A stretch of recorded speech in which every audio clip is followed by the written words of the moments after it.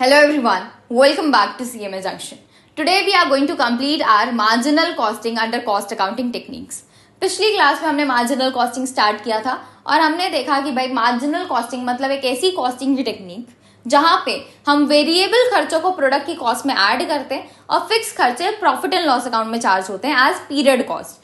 इसके अलावा हमने मार्जिनल कॉस्टिंग और एब्जॉर्प्शन कॉस्टिंग का कंपैरिजन देखा कि भाई मार्जिनल कॉस्टिंग में तो सिर्फ और सिर्फ वेरिएबल खर्चे प्रोडक्ट में चार्ज होते हैं, लेकिन एब्जॉर्प्शन कॉस्टिंग के अंदर चाहे खर्चा वेरिएबल हो चाहे खर्चा फिक्स्ड हो, पूरा का पूरा प्रोडक्ट के ऊपर चार्ज किया जाता है। इसके बाद मार्जिनल कॉस्टिंग एब्जॉर्प्शन कॉस्टिंग के अंदर इनकम स्टेटमेंट किस तरीके से बनती है, क्या फॉर्मेट होता है, वो सारी की सारी चीजें कवर की और देखा कॉस्ट वॉल्यूम प्रॉफिट एनालिसिस कैसे होता है। कॉस्ट वॉल्यूम प्रॉफिट एनालिसिस में कंट्रीब्यूशन कैसे कैलकुलेट होता है, PV ratio, break even point के यूनिट्स, ब्रेक इवन पॉइंट में सेल्स का अमाउंट कितना होगा, ये चीजें हमने निकालना सीखा। Margin of safety, target profit कैसे निकलेगा, सब हमने पिछली क्लास में सीख लिया।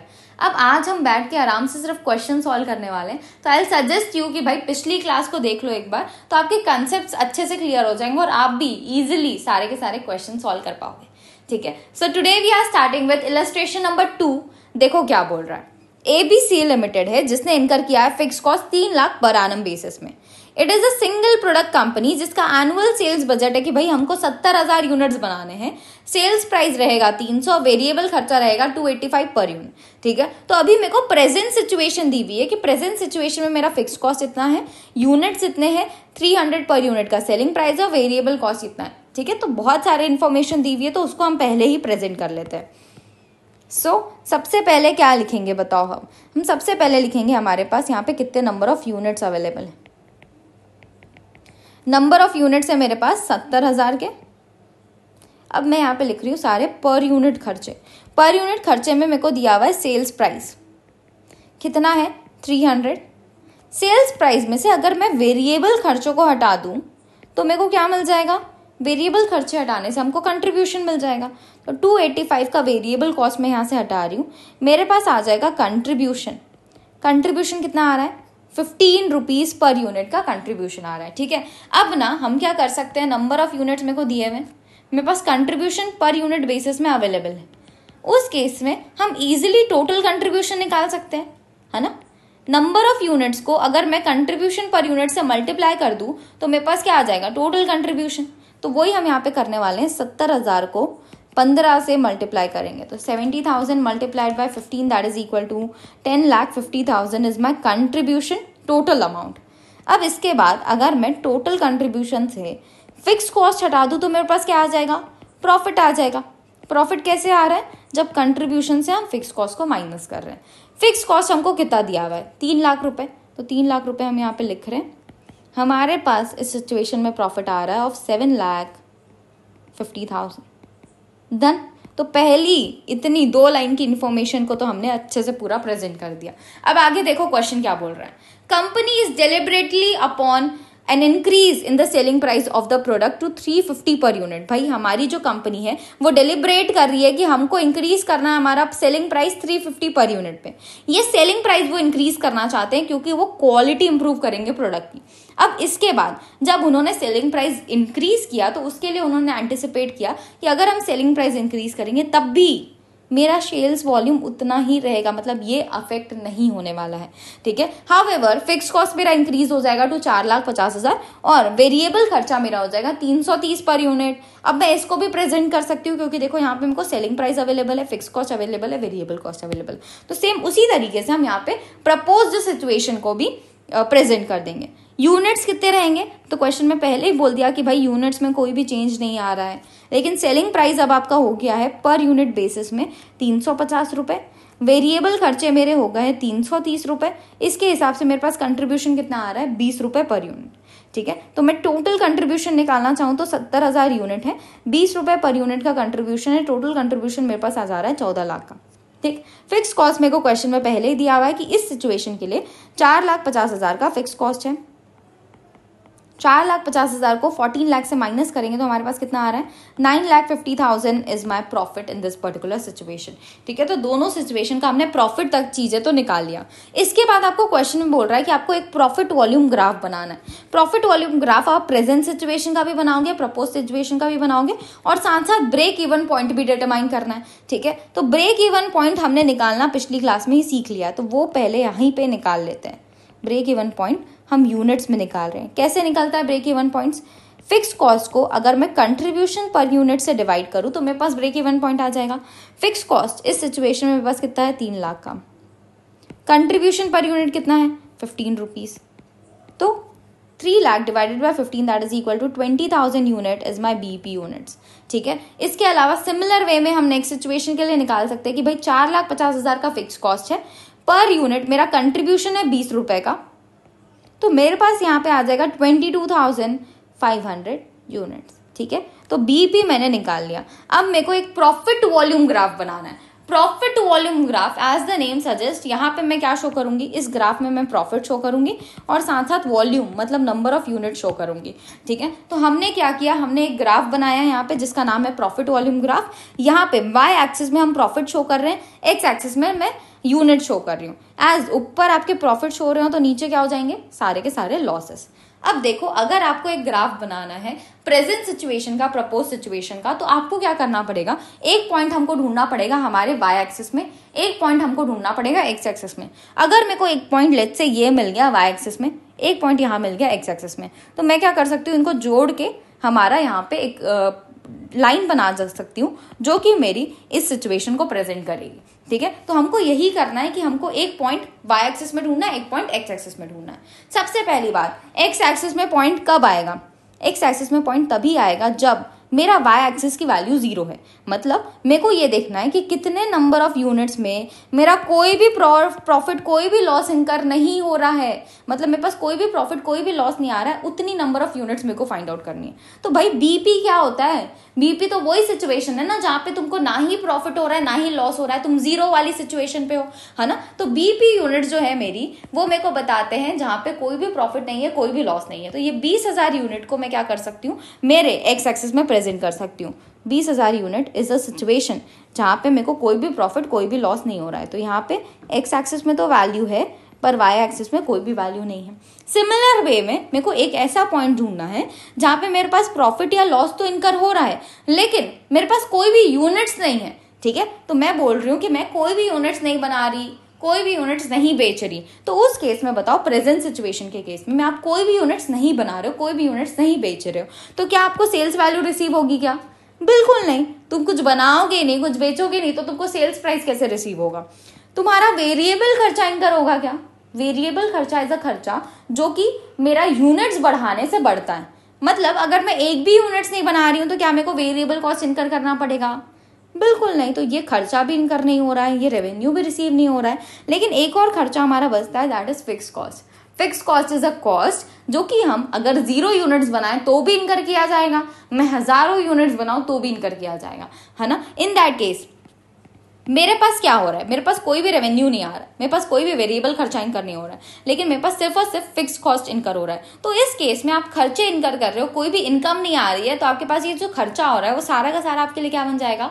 लॉस बन जाएगा। तो 3 लाख का लॉस है, कोई भी रेवेन्यू नहीं है, और साथ साथ यहाँ पे मेरे यूनिट्स कितने हैं? 0। तो मैं क्या करूंगी, यहाँ पे लॉसेस साइड में प्रेजेंट करूंगी। ये 3 लाख का जो लॉस दिख रहा है वो मेरा यहाँ पे पॉइंट बन जाएगा। ये पॉइंट क्या है? जहाँ पे मेरे यूनिट 0 है और मेरे पास 3 लाख का लॉस है। ठीक, अब हम क्या करेंगे, ये दोनों पॉइंट्स को हम जोड़ देंगे। ये हम यहां से एक लाइन बनाएंगे जो कि ये दोनों पॉइंट्स को जोड़ दे। डन। तो हमने पहला काम तो कर दिया। ये मेरा जो लाइन है वो किसको रिप्रेजेंट कर रहा है? ये मेरा प्रेजेंट सिचुएशन को रिप्रेजेंट कर रहा है। नेक्स्ट, सिमिलर वे में हम प्रपोज सिचुएशन के लिए भी एक लाइन ड्रॉ करेंगे। प्रपोज सिचुएशन में मेरे को क्या चाहिए? मेरे को एक पॉइंट चाहिए यूनिट साइड में जो कि रिप्रेजेंट करेगा कि भाई एक ऐसा यूनिट है जहां पे मेरे को कोई भी प्रॉफिट, कोई भी लॉस नहीं हो रहा है। कौन से पॉइंट पे होता है? बीपी यूनिट्स पे। तो बीपी यूनिट्स मेरे पास कितने हैं? 22,500। तो लेट्स से ये पॉइंट आ जाएगा यहाँ पे, ठीक, 22,500। नेक्स्ट, इसके बाद मेरे को एक पॉइंट चाहिए वाई एक्सिस में जो डिनोट करेगा कि भाई मेरे पास प्रॉफिट और लॉस तो इनकर हो रहा है, लेकिन मेरे पास कोई भी यूनिट्स यहाँ पे प्रोड्यूस नहीं हो रहा है। तो कोई भी यूनिट्स प्रोड्यूस नहीं हो रहे, कोई भी यूनिट्स नहीं बिक रहे, तो उस केस में क्या सेल्स प्राइस आपको रिसीव होगा? नहीं। कोई भी वेरिएबल खर्चा होगा क्या? बिल्कुल नहीं, क्योंकि जब यूनिट्स बनते हैं तब वेरिएबल खर्चा होता है। लेकिन हमारा फिक्स कॉस्ट तो हमको इनकर करना पड़ेगा, जो कि 4,50,000 का है। आप 4,50,000 का फिक्स कॉस्ट इनकर कर रहे हो, लेकिन आपके पास कोई भी रेवेन्यू नहीं आ रहा है, तो ये 4,50,000 रुपए आपके लिए क्या बन जाएंगे? ये पूरा का पूरा मेरे लिए लॉस हो जाएगा। ठीक है, तो लॉस साइड में मेरे पास यहाँ पे एक पॉइंट आ रहा है जिसको हम बोलेंगे, ये एक ऐसा पॉइंट है जहाँ पे मेरे पास कोई भी यूनिट नहीं है और मेरे पास 4,50,000 का लॉस हो रहा है। ठीक, अब ये मिल गया मेरे को प्रपोज्ड सिचुएशन का लाइन। हम ये दोनों पॉइंट्स को ऐड कर देंगे। डन। तो हमने क्या किया, एक लाइन बना लिया जो कि हमारे प्रेजेंट सिचुएशन को रिप्रेजेंट कर रहा है, और एक लाइन हमने बना लिया जो कि हमारी प्रपोज्ड सिचुएशन को रिप्रेजेंट कर रहा है। तो बस इसी तरीके से आपको एक प्रॉफिट वॉल्यूम ग्राफ बनाना होता है। ठीक, सो इसी के साथ हमने ये वाला क्वेश्चन खत्म किया। बहुत ही सिंपल सा क्वेश्चन था। Now we can move towards our next topic, that is cash break even point. Cash break even point, break even point क्या होता है पहले ये बताओ। फिक्स कॉस्ट को जब हम कंट्रीब्यूशन पर यूनिट से डिवाइड करते हैं, this is my break even point. अब जब कैश ब्रेक इवन पॉइंट बोला जा रहा है, तो उस केस में ना हम फिक्स कॉस्ट सिर्फ कैश वाले कंसिडर किए जाते हैं। कैश मतलब हमारे हाथ से जो हम पैसे दे रहे हैं वो भी कंसिडर किए जाएंगे, जो बैंक से निकल के पैसे जा रहे हैं ना फिक्स कॉस्ट के लिए, वो भी कंसिडर किए जाएंगे। पर ऐसे फिक्स कॉस्ट जहां पे कोई भी पैसा कहीं भी नहीं जा रहा है, वो कंसिडर नहीं किया जाएगा। जैसे कि डेप्रिसिएशन। डेप्रिसिएशन एक ऐसा फिक्स कॉस्ट है जहां पे हमको किसी को पैसे नहीं देने पड़ते, तो वो फिक्स कॉस्ट यहाँ पे कंसिडर नहीं होगा। सिर्फ और सिर्फ ऐसे फिक्स कॉस्ट जो कि कैश में है, वो ही यहाँ पे हम कंसिडर करेंगे और कंट्रीब्यूशन पर यूनिट करके कैश ब्रेक इवन पॉइंट निकालेंगे। डन। नाउ नेक्स्ट हमारे पास आता है application of marginal costing. Marginal costing बहुत सारी अलग अलग जगह इस्तेमाल किया जाता है। सबसे पहला आ रहा है कॉस्ट कंट्रोल करने के लिए। देखो, मार्जिनल कॉस्टिंग के अंदर हमको पता है कि हम खर्चों को वेरिएबल और फिक्स में डिवाइड करते हैं। इसके कारण क्या होता है ना, हम फोकस कर पाते हैं हमारे मेन खर्चों पे, जो कि है वेरिएबल कॉस्ट। क्योंकि हमको तो पता है कि फिक्स कॉस्ट फिक्स नेचर का है, उसको हम ज्यादा नहीं छेड़ सकते, लेकिन वेरिएबल कॉस्ट को कंट्रोल किया जा सकता है।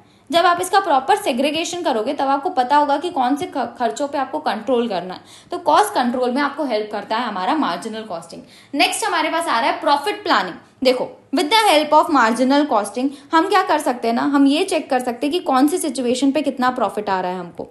ठीक है, कौन सी सिचुएशन मेरे लिए प्रॉफिटेबल है, कौन सी सिचुएशन मेरे लिए प्रॉफिटेबल नहीं है, कितने प्रोडक्ट्स मेरे को बनाने चाहिए, कौन कौन से प्रोडक्ट कितने कितने बनाने चाहिए तब मेरे को ज्यादा प्रॉफिट होगा। ये सारी सिचुएशन हम एनालाइज कर सकते हैं with the help of our marginal costing, जो कि मेरे को प्रॉफिट प्लान करने में हेल्प करता है। नेक्स्ट, की फैक्टर एनालिसिस। अब ये क्या होता है समझो। की फैक्टर एनालिसिस मतलब ना, कई बार ऐसी सिचुएशन होती है जहां पे मेरे पास मेरा जो रॉ मटेरियल है, मेरा जो मशीन है, जो मेरा लेबर है, वो मेरे पास स्केर्स अवेलेबल है। लेट्स से अभी मेरे पास ना रॉ मटेरियल सिर्फ 10,000 kg अवेलेबल है।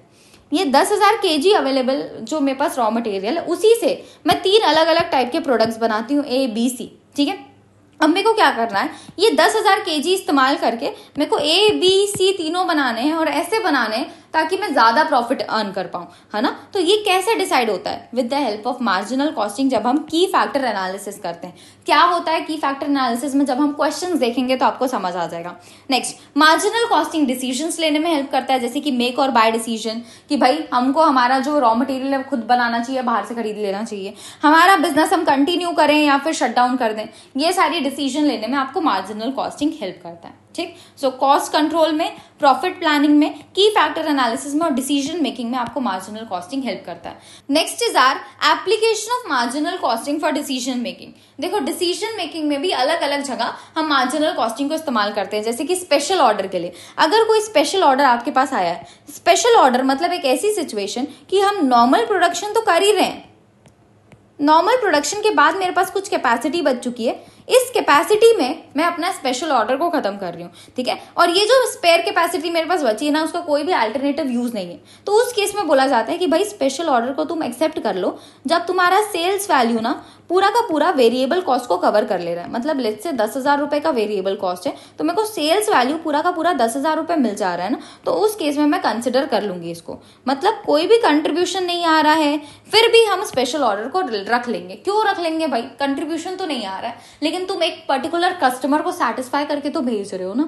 एक स्पेशल ऑर्डर को रिसीव किया, क्या पता आगे जाके आपके पास और ऑर्डर्स रिसीव हो जाए वैसी वाले, है ना। इसीलिए ऐसे ऑर्डर्स जो स्पेयर कैपेसिटी पे किए जा रहे हैं वो अगर वेरिएबल कॉस्ट को पूरी तरीके से रिकवर कर रहे हैं ना, तो उस केस में हमको उसको एक्सेप्ट कर लेना चाहिए।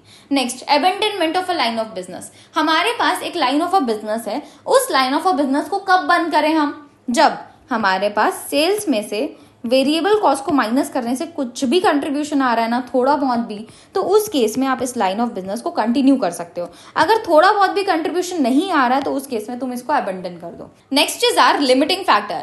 Limiting factor, key factor analysis दोनों सिमिलर हैं। हम हमारे क्वेश्चंस के साथ ही इसको डायरेक्ट डिस्कस करेंगे, ठीक है। Next, in house versus bought in contract. हमको हमारा खुद का बनाना चाहिए, प्रोडक्शन करना चाहिए, या फिर बाहर से परचेस करना चाहिए, ये डिसीजन कैसे लिया जाएगा? तो जितना भी एक्स्ट्रा खर्चा लग रहा है मेरे को प्रोडक्शन करने में, जितना भी खर्चा मेरे को परचेस करने में लग रहा है, मैं वो दोनों को कंपेयर करके यहाँ पे क्या करती हूँ, डिसीजन लेती हूँ। तो ये भी हमारे मार्जिनल कॉस्टिंग के अंदर कवर होता है, ठीक है। तो ये सारे अलग अलग डिसीजन हैं जो कि हम मार्जिनल कॉस्टिंग के अंदर लेते हैं। Now moving towards differential cost और इंक्रीमेंटल कॉस्ट एनालिसिस। देखो, इंक्रीमेंटल कॉस्ट क्या होता है? मेरे पास दो अलग अलग सिचुएशन है। जैसे कि मेरे पास मशीन पहले से पड़ी हुई है, वो मशीन का इस्तेमाल करूं या फिर मैं न्यू मशीन खरीदूं। मैं कैसे डिसाइड करूंगी? मैं खर्चों के हिसाब से डिसाइड करूंगी कौन सा एक्स्ट्रा खर्चा मेरी पड़ी हुई मशीन पे लग रहा है और कौन सा एक्स्ट्रा खर्चा मेरी न्यू मशीन पे लग रहा है। नई मशीन में मेरे को कौन कौन से एक्स्ट्रा खर्चे लग सकते हैं? जैसे कि मेरे को इसको परचेस करने का खर्चा लगेगा, है ना।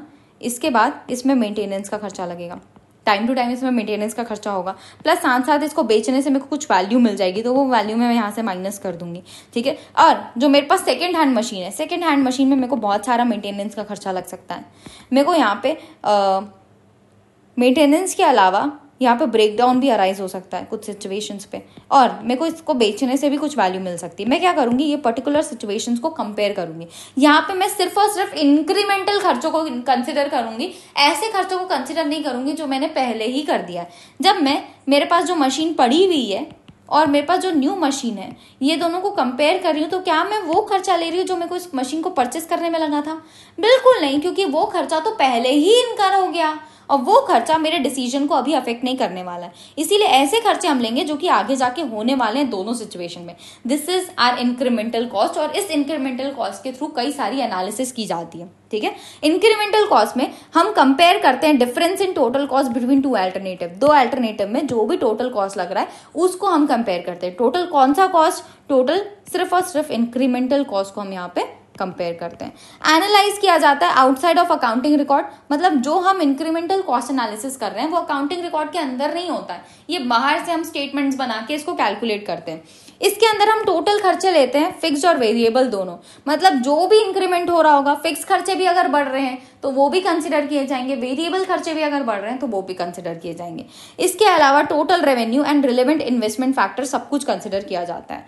डज कॉस्ट बेनिफिट एनालिसिस हम यहाँ पे करते हैं, और हम कब चेंज एक्सेप्ट करते हैं? जब हमको इंक्रीमेंटल रेवेन्यू ज्यादा हो रहा है as compare to incremental cost. समझो, मेरा मशीन मेरे पास पहले से पड़ा हुआ है और मेरा न्यू मशीन है ना।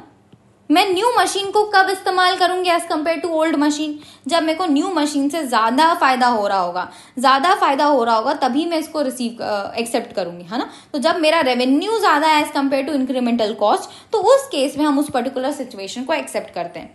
Ignores cost that don't change between alternatives. ऐसे खर्चे जो कि दोनों अल्टरनेटिव में चेंज ही नहीं हो रहे, वो खर्चों को मैं नहीं कंसिडर करूंगी। जैसे मेरे पास दो मशीन थी, मशीन जो मेरे पास पहले से पड़ी हुई है और मेरी न्यू मशीन, दोनों में ना ऑयलिंग का खर्चा सेम लगेगा 100 रुपए का, तो ये खर्चा तो दोनों में सेम है ना, तो मैं डिसीजन के लिए इसको कंसिडर नहीं करती। Next, measured from a common base point, future oriented. देखो भाई, दोनों सिचुएशन को मैं कॉमन बेस पॉइंट से देखूंगी। मेरी पुरानी मशीन और मेरी न्यू मशीन दोनों को मैं कॉमन बेस पॉइंट से देख रही हूँ कि भाई आज अगर मैं ये मशीन इस्तेमाल करती हूँ तो मेरा आगे जाके कितना खर्चे होने वाला है, और आज मैं नई मशीन खरीद लेती हूँ तो उसके बाद मेरे को कितना खर्चे होने वाला है। मैं पीछे जाके इसके पुराने खर्चों को यहाँ ला रही हूँ क्या? नहीं। Next, use future cost adjusted for future conditions. हमारे जो भी फ्यूचर में कॉस्ट हो सकते हैं वो सबको हम यहाँ पे कंसिडर करते हैं और उसको एडजस्ट करके फ्यूचर कंडीशंस के हिसाब से। Recommended alternative with highest difference between incremental revenue and incremental cost. Machine जो मेरे पास पहले से पड़ी हुई है, न्यू मशीन मेरे पास है, ये दोनों में से कौन सा सिलेक्ट किया जाएगा जिसमें इंक्रीमेंटल रेवेन्यू और इंक्रीमेंटल कॉस्ट के बीच में ज़्यादा डिफरेंस होगा, वो पर्टिकुलर सिचुएशन को मैं एक्सेप्ट करूंगी। लेट्स से यहाँ पे मेरा 10,000 का आ रहा है और यहाँ पे मेरे पास 12,000 का आ रहा है, तो मैं कौन सा प्रेफर करूंगी? मैं ओल्ड मशीन वाली सिचुएशन को ही प्रेफर करूंगी। ठीक है, तो ये है मेरा इंक्रीमेंटल कॉस्ट एनालिसिस। अगर इससे रिलेटेड क्वेश्चन आते हैं तो हम जरूर देखेंगे। Next is our differential cost analysis versus marginal costing. इनकी सिमिलैरिटीज क्या है? देखो, दोनों के दोनों कॉस्ट एनालिसिस की टेक्निक है, दोनों मैनेजमेंट डिसीजन के लिए इस्तेमाल किए जाते हैं और दोनों में कोई भी डिफरेंस नहीं होता। पता है, अगर फिक्स कॉस्ट में चेंज ना हो तो देखो, फिक्स कॉस्ट में अगर चेंज होगा तो उस केस में तो differential cost analysis fix cost को कंसिडर कर लेगा, लेकिन मार्जिनल कॉस्टिंग तो कभी भी नहीं कंसिडर करने वाला। इसीलिए बोला गया कि अगर फिक्स कॉस्ट में चेंज नहीं होगा दो अल्टरनेटिव में, तो उस केस में डिफरेंशियल कॉस्ट एनालिसिस और मार्जिनल कॉस्ट एनालिसिस दोनों के आंसर सेम आएंगे। ठीक, नेक्स्ट डिफरेंसेस क्या है? देखो, fix cost included in differential cost analysis, not in marginal costing. Fix cost अगर कहीं सिचुएशन में बढ़ रहा है तो वो फिक्स कॉस्ट में डिफरेंशियल कॉस्ट एनालिसिस में कंसिडर करती हूँ, लेकिन मार्जिनल कॉस्ट एनालिसिस में नहीं किया जाता। Differential cost not incorporated in accounting records, हम इसको अपने अकाउंटिंग रिकॉर्ड में नहीं शो करते, पर इसको कभी कभी शो कर दिया जाता है। मार्जिनल कॉस्टिंग कैसे कैलकुलेट होता है? कंट्रीब्यूशन अप्रोच से। हम क्या करते हैं, सेल्स में से वेरिएबल कॉस्ट को हटा के कंट्रीब्यूशन लेके आते हैं, इस अप्रोच से मार्जिनल कॉस्टिंग पे चला जाता है। डिफरेंशियल कॉस्ट में हम दोनों एब्जॉर्प्शन कॉस्टिंग का मेथड और मार्जिनल कॉस्टिंग का मेथड दोनों इस्तेमाल करते हैं। मतलब यहाँ पे कंट्रीब्यूशन बेसिस से भी चला जाएगा, यहाँ पे टोटल खर्चे भी ऐड किए जाएंगे, तो दोनों सिचुएशन को ये इस्तेमाल करता है। Main tools for evaluating decision, हमारे डिफरेंशियल कॉस्ट एनालिसिस में हम इंक्रीमेंटल रेवेन्यू और इंक्रीमेंटल कॉस्ट लेते हैं। मार्जिनल कॉस्टिंग में हमारा main focus contribution margin, contribution per unit या प्रॉफिट वॉल्यूम रेशियो के ऊपर होता है। ठीक है, तो ये है हमारे सिमिलैरिटीज और डिफरेंसेस। अगर थ्योरी क्वेश्चन आता है तो उसके लिए इंपॉर्टेंट हो जाते हैं। Now moving towards our illustration number 20, देखो क्या बोल रहा है। मिस्टर यंग हैज 1,50,000 का investment in a business, he wants a 15% profit on his money. इन्होंने 1,50,000 रुपए इन्वेस्ट कर रखे हैं और इनको इसके ऊपर 15% का प्रॉफिट चाहिए। ठीक है, तो हमारे पास है इन्वेस्टमेंट कितने का है? 1,50,000 का, और प्रॉफिट हमको कितना चाहिए? 15%। तो किसका 15% चाहिए? ऑफकोर्स ही बात है, 1,50,000 रुपए इन्वेस्ट किया है तो हमको इसी का 15% चाहिए होगा, तो 22,500 मेरे को यहाँ पे प्रॉफिट चाहिए। इसके बाद from N analysis of recent cost figure हमको पता चला है कि भाई हमारा जो वेरिएबल कॉस्ट ऑफ ऑपरेटिंग है वो 60% ऑफ सेल्स है। ठीक है, तो सेल्स अगर मेरा 100% है, इसका 60% क्या है? इसका 60% मेरा वेरिएबल कॉस्ट है। ठीक, अगर 60% आपका वेरिएबल कॉस्ट है तो कंट्रीब्यूशन कितना होगा? कंट्रीब्यूशन निकालने के लिए हम क्या बोल सकते हैं, सेल्स में से जब तुम वेरिएबल कॉस्ट को माइनस करते हो तब तुम्हारा कंट्रीब्यूशन आता है ना। अगर मेरे को पता है कि मेरा सेल्स 100% है, वेरिएबल कॉस्ट 60% है, तो मेरा कंट्रीब्यूशन कितना हो जाएगा? 40% ऑफ सेल्स। ठीक, तो मेरा कंट्रीब्यूशन 40% ऑफ सेल्स आ रहा है। इसके बाद बोला जा रहा है कि मेरा जो फिक्स कॉस्ट है वो 75,000 पर ईयर है। फिक्स कॉस्ट मेरे को दिया हुआ है 75,000 रुपीज पर एनम बेसिस में। आपको बोला गया है show supporting computation for each solutions. ठीक है, तो हमको कंप्यूटेशन शो करना है अलग अलग सिचुएशन में। What sales volume must be obtain to break even. Break even point तक पहुंचने के लिए मेरे को कितना सेल्स चाहिए होगा बताओ? Break even point. Break even point में अब एज मेरे को क्वेश्चन में यूनिट्स दिए हुए हैं क्या कुछ भी चीज़ के, मेरे को सेल्स का भी यहाँ पे परसेंटेज पता है, मेरे को फिक्स कॉस्ट का अमाउंट पता है, मेरे को ये नहीं पता है कि हमने कितने यूनिट्स बनाए, कितने यूनिट्स बेचे। तो जो मेरा ब्रेक इवन पॉइंट निकलेगा वो किसके हिसाब से निकलेगा? सेल्स वैल्यू में निकलेगा। ठीक है, सो हम क्या करने वाले हैं, हम लेंगे fix cost upon contribution per unit multiplied by sales per unit. ठीक है, तो अगर आप फिक्स कॉस्ट को contribution per unit multiplied by sales per unit कर दो तो आपके पास ब्रेक इवन पॉइंट आ जाता है। अब देखो यहाँ पे contribution per unit, sales per unit available हो पाएगा क्या? हमको कंट्रीब्यूशन भी परसेंटेज में दिया हुआ है, सेल्स भी परसेंटेज में दिया हुआ है, तो ये वाला फॉर्मूला तो मैं इस्तेमाल नहीं कर सकती। इसके बाद परसेंटेज में अगर मेरे पास कंट्रीब्यूशन अवेलेबल है, मतलब क्या है इसका? 40% ऑफ सेल्स अगर कंट्रीब्यूशन आपको दिया है, this shows our PV ratio. ठीक है, पीवी रेशियो क्या होता है? कंट्रीब्यूशन टू सेल्स रेशियो ही होता है। तो कंट्रीब्यूशन टू सेल्स रेशियो अगर मेरे को 40% दिया हुआ है, मतलब मेरे को पीवी रेशियो पता है कि भाई मेरा पीवी रेशियो जो है वो है 40%। अगर पीवी रेशियो पता है तो हम ब्रेक इवन पॉइंट का कौन सा फॉर्मूला इस्तेमाल करते हैं? Fix cost upon PV ratio, है ना। Fix cost upon PV ratio से आपको सेल्स की वैल्यू मिल जाती है। फिक्स कॉस्ट मेरे पास दिया हुआ है 75,000, पीवी रेशियो है मेरे पास 40%, ठीक है। तो 75,000 divided by 40% that is equal to 1,87,500 is my break even sales.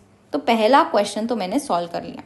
Next देखो क्या बोल रहा है, what sales volume must be obtain to his 15% return on investment. अगर मेरे को ये 15% रिटर्न ऑन इन्वेस्टमेंट चाहिए, जो कि कितना आ रहा है 22,500, तो इसके लिए मेरा सेल्स वॉल्यूम कितना रहना चाहिए, ठीक है। तो कैसे कर सकते हैं हमको चाहिए टारगेट प्रॉफिट, ठीक। 22,500 मेरा क्या है, टारगेट प्रॉफिट है। अगर मेरे को टारगेट प्रॉफिट का सेल्स वॉल्यूम जानना है तो मैं क्या कर सकती हूँ, हम बोलेंगे कि भाई fix cost upon PV ratio करने से तुम कहाँ पहुंचते हो, बीईपी की सेल्स पे पहुंचते हो। तुमको कहाँ पहुंचना है, हमको पहुंचना है हमारे टारगेट प्रॉफिट पे। तो हम क्या करेंगे, इसके ऊपर मैं टारगेट प्रॉफिट ऐड कर दूंगी, कितना 22,500। तो यहाँ पे हम पहुंच जाएंगे हमारे sales volume for target profit पे। फिक्स कॉस्ट है मेरे पास 75,000 का, 40% मेरा पीवी रेशियो है, प्लस हम यहाँ पे करेंगे 22,500। तो 75,000 plus 22,500 divided by 40% that is equal to 243750 is my target profit वाला सेल्स वॉल्यूम। तो मतलब अगर आपका सेल्स वॉल्यूम 2,43,750 है तो उस समय आप 22,500 का प्रॉफिट अर्न कर पाओगे, ठीक। तो सेकंड क्वेश्चन भी हमने सॉल्व कर लिया। थर्ड में हमको बोल रहा है मिस्टर यंग ने एस्टिमेट किया है कि that even if he close the doors of his business he could इनकर 25,000 एक्सपेंस पर ईयर। अगर देखो मिस्टर यंग अपना बिजनेस बंद कर देते हैं ना, फिर भी उसके बाद उनको 25,000 का एक्सपेंस पर ईयर बेसिस में इनकर करना पड़ेगा। At what sales would be better off by locking his sales up. देखो हमसे क्या पूछ रहा है वो समझो। हमको बोला जा रहा है कि भाई 25,000 का एक्सपेंस हमको इनकर करना पड़ेगा अगर मैं बिजनेस को बंद कर देती हूँ तब भी, ठीक है। तो इस केस में हमसे पूछा जा रहा है कि मेरी शटडाउन वाली सिचुएशन की सेल्स कितनी होगी, जहां पे मेरे लिए बेटर है कि मैं बंद कर दूं अपनी ऑर्गेनाइजेशन को, 25,000 पर ईयर बेसिस में इनकर करूं। तो ये फाइंड आउट करने के लिए हम क्या करेंगे, देखो हम बोलेंगे कि भाई मेरा ब्रेक इवन पॉइंट कब अचीव हो रहा था। ब्रेक इवन पॉइंट मतलब मेरे को कोई भी लॉसेस कोई भी प्रॉफिट यहाँ पे नहीं हो रहा है। जब मैं fix cost upon contribution per unit करती हूँ तो मैं पॉइंट पे पहुंच जाती हूँ। Contribution per unit as available नहीं है तो हम क्या बोलेंगे, fix cost upon PV ratio अगर आप करते हो तो हम पहुंच जाते हैं वहां पे जहां पे मेरे को कोई भी प्रॉफिट कोई भी लॉस नहीं हो रहा है, मतलब जीरो वाली सिचुएशन है ना। मेरे को बोला जा रहा है कि भाई अगर मैं बिजनेस बंद कर देती हूँ ना तो मेरे को ये 25,000 का खर्चा तो होगा ही होगा, है ना। तो मेरे को पहुंचना है एक ऐसे सेल्स वैल्यू पे जहां पे मेरा 25,000 का लॉस मेरे को इनकर हो रहा है। अगर मैं बीपी वाले पॉइंट पे पहुंचती हूँ तो उस केस में मेरे को जीरो प्रॉफिट जीरो लॉस है, और मेरे को अगर 25,000 का लॉस चाहिए तो मैं यहाँ पे 25,000 माइनस कर दूंगी। देखो जब हमको प्रॉफिट चाहिए होता है तो हम ऐड कर देते हैं, तो अब मेरे को लॉस चाहिए तो मैं क्या कर दूंगी, माइनस कर दूंगी। तो हमने यहाँ से माइनस किया, तो अब देखो क्या होगा, फिक्स कॉस्ट है मेरे पास 75,000 का, 25,000 मैं यहाँ से माइनस कर रही हूँ divided by PV ratio. 75,000 minus 25,000 divided by 40% that is equal to 1,25,000 की अगर आपकी सेल्स हो रही है ना, 1,25,000 की सेल्स हो रही है तो इस सिचुएशन में बेटर है कि आप अपनी ऑर्गेनाइजेशन को बंद कर दो, क्योंकि जब आपकी सेल्स 1,25,000 है ना उस केस में आपको 25,000 का लॉस आएगा, और 25,000 का लॉस आ रहा है तो वो सिचुएशन तो आपकी उस समय भी अराइज हो रही थी ना जब आप बिजनेस को बंद कर दो। तो बेटर है कि बिजनेस को बंद करें, ज्यादा टेंशन नहीं पालते। 25,000 का लॉस तो वैसे भी हो रहा है, बिजनेस को बंद करने से भी 25,000 का लॉस हो रहा है, बिजनेस को चालू रखने से भी 25,000 का लॉस हो रहा है, तो क्यों बिना मतलब का हम टेंशन ले दिमाग में बिजनेस को चालू रख के, इससे बेटर है कि हम बंद कर दें, है ना। तो ये शटडाउन सेल्स होती है जो कि हमको बताती है कि भाई ये एक ऐसी सिचुएशन है जहां पे बेटर है कि आप बिजनेस को बंद कर दो, ठीक। तो ये हमने 3 अलग अलग टाइप के यहाँ पे चीजें निकाली। इंपॉर्टेंट क्वेश्चन है, अच्छे से देखना जरूरी है। Now we can move towards our next question that is illustration number 17। देखो क्या बोल रहा है, a company manufactures scooters and sells it at 3,000 each. An increase of 17% in cost of material and 20% of labor cost is anticipated. हमको दिख रहा है कि भाई आगे जाके हमारा 17% से मटेरियल का खर्चा बढ़ जाएगा, 20% से लेबर का खर्चा बढ़ जाएगा। अब ये खर्चे बढ़ रहे हैं तो ऑफकोर्स सी बात है हमको यहाँ पे क्या होगा, हमारा जो प्रॉफिट है वो कम हो जाएगा। तो मेरा प्रॉफिट कम हो रहा है कितना, 25% डिक्रीज हो जा रहा है in the amount of present gross profit per unit. जितना भी मेरा प्रेजेंट प्रॉफिट है उससे वो 25% कम हो जा रहा है। एट प्रेजेंट मटेरियल का खर्चा मेरा 50% है, वेजेस 20% है, ओवरहेड 30% है ऑफ कॉस्ट ऑफ सेल्स, ठीक है। तो कॉस्ट ऑफ सेल्स मतलब क्या होता है, सारे के सारे खर्चे रिलेटेड टू सेल्स। तो सारे के सारे खर्चों को हमने 3 पार्ट में डिवाइड कर दिया, मटेरियल, वेजेस एंड ओवरहेड, और उनका परसेंटेज हमको दिया हुआ है। आपको बोल रहा है एक स्टेटमेंट बनाओ of profit and loss per unit at present की जो सिचुएशन है उसके हिसाब से आप profit and loss per unit का स्टेटमेंट बनाओ। और न्यू सेलिंग प्राइस आपको फाइंड आउट करने बोला गया है to produce the same percentage of profit to cost of sales as before. जितना प्रॉफिट मेरे को पहले हो रहा था as a percentage of cost of sales, उतना ही प्रॉफिट मेरे को इस बार चाहिए और उसके लिए मेरे को नया सेलिंग प्राइस डिटरमाइन करना। डन। तो ये इसके लिए हमको क्या करना पड़ेगा? पहली बात तो भाई मेरे जो सारे के सारे खर्चे हैं ना वो हमको परसेंटेज बेसिस में दिए हुए हैं। तो हम क्या करेंगे ना, पहले प्रेजेंट कॉस्ट का स्ट्रक्चर बनाते हैं। हमारे पास मटेरियल कितना दिया हुआ है? 50% दिया हुआ है। किसका? कॉस्ट ऑफ सेल्स का। तो हम क्या बोलेंगे ना, let cost of sales in present situation be X. ठीक, तो प्रेजेंट सिचुएशन में मेरा कॉस्ट ऑफ सेल्स कितना है? एक्स है, हम ये मान रहे हैं। तो एक्स है तो मेरा मटेरियल का खर्चा 50% ऑफ एक्स हो जाएगा, मतलब 0.5x। वेजेस का खर्चा कितना हो जाएगा? 20% of X, that is equal to 0.2x। और ओवरहेड का खर्चा हमारा हो जाएगा 30% ऑफ कॉस्ट ऑफ सेल्स है, मतलब 0.3x। ठीक है, सबको टोटल करेंगे तो मेरे पास क्या आ जाएगा? कॉस्ट ऑफ सेल्स आ जाएगा। ठीक, तो मेरा जो x है वो कॉस्ट ऑफ सेल्स को रिप्रेजेंट कर रहा है। अब इसके ऊपर मैं कुछ परसेंटेज प्रॉफिट चार्ज करूंगी और उसके बाद मेरे पास क्या आ जाएगा? सेल्स वैल्यू, जो कि कितनी है? 3000, है ना। 3000 हमको सेल्स वैल्यू क्वेश्चन में पहले दी हुई है। तो मेरा प्रॉफिट कितना होगा? लेट्स से हम प्रॉफिट को भी एज्यूम कर लेते हैं एज बाय। तो यहाँ पे लिख देना and profit be Y. Done. Next हम क्या करेंगे, हमारे पास एक और इन्फॉर्मेशन दी हुई है कि भाई करंट सिचुएशन तो ये है, पर आगे जाके एंटिसिपेटेड है कि भाई हमारा मटेरियल का खर्चा 17% बढ़ जाएगा, मेरा लेबर का खर्चा 20% बढ़ जाएगा। तो ये जितना भी बढ़ने वाला है वो भी मैं यहाँ पे कैलकुलेट कर सकती हूँ। अभी मेरा मटेरियल का खर्चा 0.5x है, ये कितना बढ़ने वाला है? 17% बढ़ने वाला है। तो अगर मैं इसको कैलकुलेट करूँ, 0.5 multiplied by 17%, that is equal to 0.085x, ये बढ़ने वाला है। ठीक है, नेक्स्ट अगर हम लेबर का खर्चा देखें तो अभी 0.2x है, ये कितना बढ़ जाएगा बोला गया है? 20% बढ़ जाएगा। तो 20% अगर मैं कैलकुलेट करूँ 0.2x का, 0.2 का 20%, that is equal to 0.04x। ठीक है, इतने से मेरा ये वाला खर्चा बढ़ने वाला है।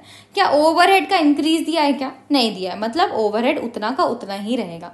तो मेरे को अगर पता चल गया कि भाई अभी मेरा खर्चा इतना है और मेरा खर्चा इतने से इंक्रीज होने वाला है, तो इंक्रीज होने के बाद कितनी वैल्यू होगी मैं इजिली निकाल सकती हूँ इन दोनों को ऐड करके। तो वही हम करने वाले हैं। यहाँ पे देखो मेरे पास खर्चा है 0.05x का प्रेजेंट सिचुएशन पे, और वो बढ़ के कितने से बढ़ रहा है? 0.085 बढ़ रहा है। तो बढ़ने के बाद ये कितनी वैल्यू हो गई? 0.585x हो गया। नेक्स्ट सिचुएशन, 0.2 का खर्चा प्रेजेंट पे था, हमारा खर्चा कितने से बढ़ रहा है? 0.04x से, तो अब कितना हो जाएगा? 0.24x हो जाएगा। एज ओवरहेड का खर्चा नहीं बढ़ रहा है तो ये सेम का सेम वैल्यू मेरे पास यहाँ पे आ जाएगा, that is equal to 0.3x। तो अब मेरा कॉस्ट ऑफ सेल्स क्या हो गया एंटिसिपेटेड सिचुएशन में? 0.585 plus 0.24 plus 0.3, that is equal to 1.125x is my cost of sales after anticipation. ठीक है, तो एज मेरा cost of material, cost of labour बढ़ जा रहा है, तो जिसके कारण मेरा अब कॉस्ट ऑफ सेल्स कितना हो गया? 1.125x। पहले कितना था? x था। अब मेरा प्रॉफिट कितना होगा? तो प्रॉफिट के लिए भी क्वेश्चन में बोला गया है कि भाई जो तुम्हारा प्रॉफिट है वो 25% डिक्रीज हो जाएगा, है ना। तो पहले मेरा प्रॉफिट था y, अब मेरा प्रॉफिट 25% डिक्रीज हो जाएगा। अगर मैं y का 25% निकालूं, that is equal to 0.25y हो जाएगा, है ना। तो 25% डिक्रीज होने वाला है, मतलब मैं करने वाली हूँ y minus 0.25y, that is equal to 0.75y अब मेरा प्रॉफिट रहेगा। ठीक, और मेरे पास एट लास्ट कितनी सेल्स वैल्यू रहेगी? 3000। ठीक, तो ये मेरा एंटिसिपेटेड कॉस्ट स्ट्रक्चर है। अब इसकी मदद से अगर आप देखो ना तो मेरे पास दो यहाँ पे बन रहे हैं इक्वेशन। पहला इक्वेशन बन रहा है कि भाई x plus Y is equal to 3000 रुपए, मतलब cost of sales plus profit करोगे तो ऑफकोर्स सी बात है आपकी सेल्स प्राइस आ जाएगी, है ना। तो x plus Y is equal to 3000 rupees. और नेक्स्ट इक्वेशन देखो, 1.125x plus 0.75y is equal to 3000 rupees. 1.125x plus 0.75y is equal to 3000 rupees. अब क्या करेंगे ना, हम ये दोनों के दोनों इक्वेशन को सॉल्व करेंगे तो हमारे पास x या y की वैल्यू आ जाएगी। ठीक है, तो हम क्या करेंगे, देखो यहाँ पे 0.75y है, लेकिन यहाँ पे क्या है, सिर्फ और सिर्फ y है। यहाँ पे 1.125x है, लेकिन यहाँ पे सिर्फ और सिर्फ x है। अब दो वेरिएबल जब हो जाते हैं ना, तो हमको एक वेरिएबल को हटाना पड़ता है। यहाँ पे x y दो वेरिएबल है ना, तो दो वेरिएबल्स में से एक वेरिएबल को मेरे को हटाना पड़ेगा। कैसे हटाएंगे, हम क्या करेंगे ना, 0.75y से इस पर्टिकुलर इक्वेशन को डिवाइड कर देंगे। तो मैं लिख रही हूँ dividing equation number 2 with 0.75y, ठीक है, 0.75y नहीं, सिर्फ 0.75। तो इससे क्या होगा, देखो अगर मैं इस वाली वैल्यू को डिवाइड करूँ 1.125 divided by 0.75 that is equal to ये 1.5x आ रहा है। नेक्स्ट 0.75y को 0.75 से डिवाइड करोगे तो क्या आ जाएगा, y इज इक्वल टू 3000 को अगर मैं 0.75 से डिवाइड करूँ तो मेरे पास कितना आ रहा है, 4000, ठीक है। तो ये बन गया मेरा इक्वेशन नंबर 3। अब हम क्या करेंगे, इक्वेशन नंबर 3 को इक्वेशन नंबर 1 से माइनस करेंगे। नाउ इक्वेशन नंबर 3 को हम इक्वेशन नंबर 1 से माइनस करने वाले हैं। तो देखो इक्वेशन नंबर 3 में मेरी वैल्यू क्या है, 1.5x plus Y is equal to 4000, 1.5x plus Y is equal to 4000। Next equation में मेरे पास वैल्यू है x plus Y is equal to 3000, x plus Y is equal to 3000, ठीक है। इसको मैं कर रही हूँ यहाँ पे माइनस करने से 1.5x माइनस x करोगे तो कितना आएगा, 0.5x, y माइनस y करोगे तो क्या होगा, 0, मतलब ये कट गया। यहाँ पे क्या आ रहा है, 4000 माइनस 3000 करोगे तो कितना आएगा, 1000। तो x की वैल्यू मेरे पास यहाँ पे क्या आ रही है, 1000 divided by 0.5 that is equal to 2000 rupees.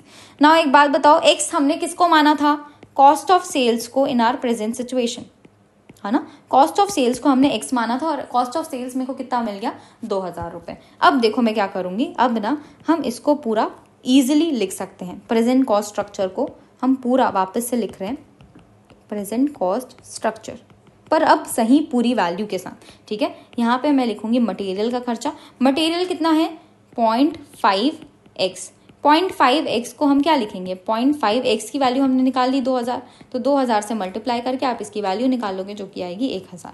Next labour का खर्चा कितना दिया हुआ है, लेबर का खर्चा बोला गया है 0.2x, x की वैल्यू हमने निकाल दी तो 0.2 multiplied by 2000 that is equal to 400 मेरा लेबर का खर्चा है। ओवरहेड कितना है 0.3x, 0.3x है, 0.3 को 2000 से मल्टीप्लाई करोगे तो तुम्हारे पास कितना आ रहा है वैल्यू 600, और सबको टोटल करोगे तो अब तुम्हारे पास कॉस्ट ऑफ सेल्स कितना आ रहा है 2000, ठीक है। कॉस्ट ऑफ सेल्स मेरे को पता है कि मेरा सेल्स कितना है 3000 का, तो मेरा प्रॉफिट अब कितने का हो रहा है, प्रेजेंट सिचुएशन में मेरे को प्रॉफिट हो रहा है 1000 का, ठीक है। तो जो मेरे से पूछा गया था ना यहाँ पे कि भाई तुम मेरे को क्या बना के दो, prepare a statement of profit and loss as per present situation, तो प्रेजेंट सिचुएशन के हिसाब से हमने प्रॉफिट एंड लॉस का स्ट्रक्चर बना दिया, ठीक है। इसके बाद मेरे को बोला जा रहा है कि कंप्यूट करो new selling price to produce the same percentage of profit to cost of sales as before. अभी एंटिसिपेटेड कॉस्ट स्ट्रक्चर में आपको न्यू सेलिंग प्राइस निकालना है, ठीक है। एंटिसिपेटेड वाली सिचुएशन में मेरे पास मटेरियल का खर्चा कितना है, मटेरियल कॉस्ट है हमारा 0.585, है ना। तो 0.585x है, x की वैल्यू हमने पहले ही निकाल दी 2000, तो 0.585 मल्टीप्लाइड बाय 2000 अगर मैं करूं, 0.585 multiplied by 2000 is equal to 1170, ठीक। लेबर का कॉस्ट भी हम ऐसे ही निकाल सकते हैं। लेबर कॉस्ट कितना बोला गया है 0.24x, तो 0.24x मतलब x मतलब क्या हो जाएगा 2000, तो 0.24 मल्टीप्लाइड बाय 2000 अगर हम करें तो ये हमारे पास आता है 480 रुपये। सिमिलर वे में ओवरहेड का हम खर्चा निकाल सकते हैं। ओवरहेड मेरे को दिया हुआ है 0.3x, so 0.3 multiplied by 2000 that is equal to 600। Total करते हैं हम यहाँ पे 1170 plus 480 plus 600 that is equal to 2250 मेरा यहाँ पे कॉस्ट ऑफ सेल्स आ रहा है, ठीक। कॉस्ट ऑफ सेल्स मेरा 2250 है, और मेरा यहाँ पे मेरे को क्या फाइंड आउट करना है, मेरे को सेल्स की वैल्यू फाइंड आउट करनी है, न्यू सेल्स प्राइस हमको फाइंड आउट करना है। न्यू सेल्स प्राइस के लिए क्या बोला गया है, सेल्स प्राइस ऐसा फाइंड आउट करो जिसमें तुम same percentage of profit earn कर पाओ टू कॉस्ट ऑफ सेल्स जैसा तुमने पहले अर्न किया। तो हमको पहले देखना पड़ेगा कि भाई हमारा profit as a percentage of cost of sales present cost structure में कितना है, ठीक है।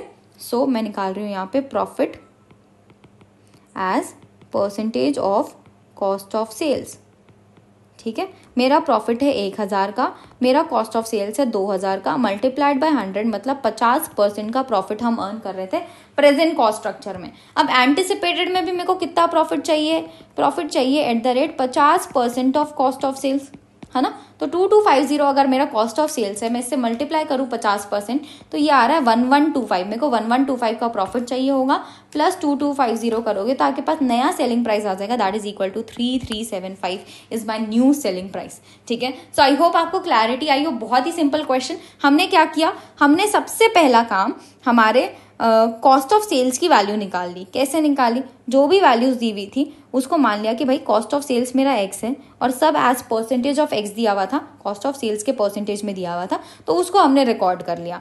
प्रॉफिट को वाई मान लिया और चीज़ों को प्रॉपरली रिकॉर्ड कर लिया। सिमिलर वे में एंटिसिपेटेड स्ट्रक्चर के लिए हमने रिकॉर्ड कर लिया। इससे हमको दो इक्वेशंस मिल गए, एक पहला ये, दूसरा ये। दो इक्वेशन में एक इक्वेशन को हमने क्या किया, वहां से y की वैल्यू से ये वैल्यू हटा दी ताकि ये y और ये y मैच कर जाए, है ना। तो हटाने के बाद मेरे पास इक्वेशन आ रहा है 1.5x plus Y is equal to 4000 और दूसरा इक्वेशन है x plus Y is equal to 3000। जब मैंने दोनों इक्वेशन को माइनस किया तो y की वैल्यू कट गई, हमारे पास आ रहा है 0.5x is equal to 1000। x की वैल्यू हमने इसकी मदद से निकाली जो कि आ रही है 2000। अब क्या करा हमने, प्रेजेंट स्ट्रक्चर में जहां जहां x था वहां उसकी वैल्यू पुट करके हमने यहाँ पे कॉस्ट ऑफ सेल्स प्रॉफिट निकाल लिया और उसका percentage of cost of sales निकाल लिया। प्रॉफिट का as a percentage of cost of sales कितना था, 50%। फिर हमने एंटिसिपेटेड कॉस्ट स्ट्रक्चर के सारे खर्चे निकाल लिए with the help of value of x, है ना। इसके बाद हमको क्वेश्चन में बोला गया था कि भाई प्रॉफिट जितना पहले अर्न किया था उतना ही प्रॉफिट अभी भी अर्न करना है, तो उसके हिसाब से हमने कैलकुलेट किया और न्यू सेलिंग प्राइस निकाल लिया। डन।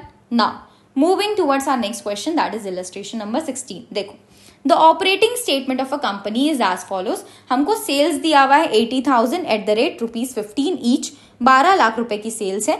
वेरिएबल कॉस्ट में को दिया हुआ है जिसमें मटेरियल का खर्चा है, लेबर है, ओवरहेड है। टोटल वेरिएबल कॉस्ट आपको दिया हुआ है, फिक्स्ड कॉस्ट आपको दिया हुआ है, टोटल कॉस्ट हमारा आ जा रहा है और प्रॉफिट आ रहा है। ठीक है, capacity of the plant is 1 lakh units हम बना सकते हैं इस पर्टिकुलर प्लांट में। एक कस्टमर है जो कि यूएसए का है, is desirous of buying 20,000 units at a net price of 10 per unit. हमारा यूएसए का बायर है जो कि 10 पर यूनिट के हिसाब से 20,000 यूनिट्स हमसे खरीदना चाहता है। देखो, 1 लाख यूनिट हमारी कैपेसिटी है, हम अभी कितना बेच रहे हैं, सिर्फ और सिर्फ 80,000, मतलब 20,000 की कैपेसिटी अभी भी क्या है, स्पेयर कैपेसिटी मेरे पास अवेलेबल है। बोला जा रहा है कि स्पेयर कैपेसिटी में 10 पर यूनिट के हिसाब से हम बेच रहे हैं। आपको एडवाइस करना है कि भाई ये वाला ऑफर हमको एक्सेप्ट करना चाहिए कि नहीं करना चाहिए, और आपको ये बताना है कि भाई अगर हमारा कस्टमर लोकल होता, अभी कौन सा कस्टमर है, यूएसए का कस्टमर है, अगर लोकल कस्टमर होता तो क्या आपका डिसीजन सेम होता, क्या होगा, सब समझेंगे। पहले क्वेश्चन को सॉल्व करते हैं। ठीक है, पहले मेरे पास इंफॉर्मेशन है 80,000 यूनिट्स की, तो उसके हिसाब से मैं सारी चीज़ों को रिकॉर्ड करूंगी। उसके बाद एज हम 20,000 का यहाँ पे प्रोडक्शन करने वाले हैं और यूएसए वाले बायर के लिए, तो उसका हम कैलकुलेट करेंगे और फिर उसके बाद हम टोटल खर्चा निकाल लेंगे। ठीक है, सो सबसे पहले मैं लिख रही हूँ sales value. Sales per unit basis में मेरा कितना है, 15 रुपये। ठीक, वैल्यू कितना आ जा रहा है मेरे पास, 12 लाख। सबसे पहले क्या कर रही हूँ मैं प्रेजेंट सिचुएशन की सारी चीज़ें लिख लेती हूँ, तो इससे क्या होगा, हमारे लिए सारी चीज़ें आसान हो जाएंगी। वेरिएबल कॉस्ट मेरा कितना है, मटेरियल का है 2,40,000 रुपये, लेस वेरिएबल कॉस्ट जिसमें मटेरियल है मेरे पास 2,40,000। 2,40,000 पूरे के लिए है, डिवाइडेड बाय 80,000 अगर मैं कर दूँ तो मेरा पर यूनिट खर्चा आ जाएगा, that is equal to 3। Similar way में लेबर का खर्चा हम देख सकते हैं, लेबर मेरे को दिया हुआ है 3,20,000। 3,20,000 80,000 यूनिट्स के लिए है, तो पर यूनिट कितना हो जाएगा, 4 रुपये। नेक्स्ट, ओवरहेड का कितना खर्चा दिया हुआ है, 1,60,000। 1,60,000 जो है पूरे यूनिट्स के लिए है, डिवाइडेड बाय 80,000 करेंगे तो हमारे पास आ जाएगा 2 रुपीज़ पर यूनिट। ठीक, इसके बाद हमारे पास क्या आ जाएगा, कंट्रीब्यूशन। कंट्रीब्यूशन कितना हुआ, देखो 12 lakh minus 2,40,000 minus 3,20,000 minus 1,60,000, that is equal to 4,80,000। Per unit basis में भी हम कैलकुलेट कर सकते हैं, 15 minus 3 minus 4 minus 2, that is equal to 6 rupees per unit. Done. इसके बाद मेरे पास क्या दिया हुआ है, फिक्स कॉस्ट दिया हुआ है 3,20,000 लेस फिक्स कॉस्ट जो कि 3,20,000 है। Fix cost per unit basis में हम कंसिडर करते हैं क्या, नहीं, हम सिर्फ और सिर्फ हमारा जो टोटल खर्चा है उसको कंसिडर करते हैं। तो इसके हिसाब से मैं प्रॉफिट निकाल सकती हूँ। 3,20,000 अगर माइनस करो 4,80,000 से, तो ये हमारा आ रहा है 1,60,000। This is my profit in this particular situation, जहाँ पे मैं 80,000 यूनिट्स बना रही हूँ। तो ये इन्फॉर्मेशन तो हमको यहाँ पे दी हुई थी, हमने सिर्फ उसको यहाँ पे प्रेजेंट किया अपने तरीके से। अब क्या करेंगे, हम 20,000 यूनिट्स के लिए चीजें निकालेंगे। 20,000 यूनिट पे मेरे को कितना सेल प्राइस मिल रहा है, 10 रुपए पर यूनिट मिल रहा है। क्वेश्चन में स्पेसिफिकली दिया हुआ है ना, 10 रुपए पर यूनिट के हिसाब से हम बेच रहे हैं। तो ये टोटल अमाउंट में कितना हो जाएगा, 2 लाख रुपए। 20,000 multiplied by 10 is equal to 2 lakh, है ना। इसके बाद मटेरियल का खर्चा कितना चार्ज किया जाएगा। जो भी वेरिएबल खर्चे हैं वो पर यूनिट बेसिस में तो सेम रहेंगे, है ना। तो पर यूनिट बेसिस में यहाँ पे इस्तेमाल कर सकती हूँ 3, 4 और 2। अब क्या करेंगे, हम ये पर यूनिट के खर्चे को नंबर ऑफ यूनिट से मल्टीप्लाई कर देंगे। तो 3 मल्टीप्लाइड बाय 20,000 कितना हो गया, 60,000 मेरा टोटल पे खर्चा हो जाएगा। 4 मल्टीप्लाइड बाय 20,000 80,000 यहाँ पे खर्चा होगा। 2 मल्टीप्लाइड बाय 20,000 40,000 यहाँ पे खर्चा होगा। टोटल हम करें यहाँ पे 2 लाख मेरा सेल्स का वैल्यू है, माइनस 60,000 मेरा मटेरियल का खर्चा, 80,000 मेरा लेबर का खर्चा, ओवरहेड का खर्चा 40,000। तो मेरे पास यहाँ पे ना कंट्रीब्यूशन आ रहा है 20,000 का, ठीक है। 20,000 का कंट्रीब्यूशन आ रहा है। फिक्स कॉस्ट कितना होगा, फिक्स कॉस्ट क्या 3,20,000 का यहाँ पे वापस लिख दूं मैं, क्योंकि फिक्स कॉस्ट तो सेम रहता है ना, तो यहाँ पे भी सेम हो जाएगा। एक बात समझो, ऐसा नहीं हो रहा है कि एक बार मैं 80,000 यूनिट बना रही हूँ, एक बार मैं 20,000 यूनिट्स बना रही हूँ।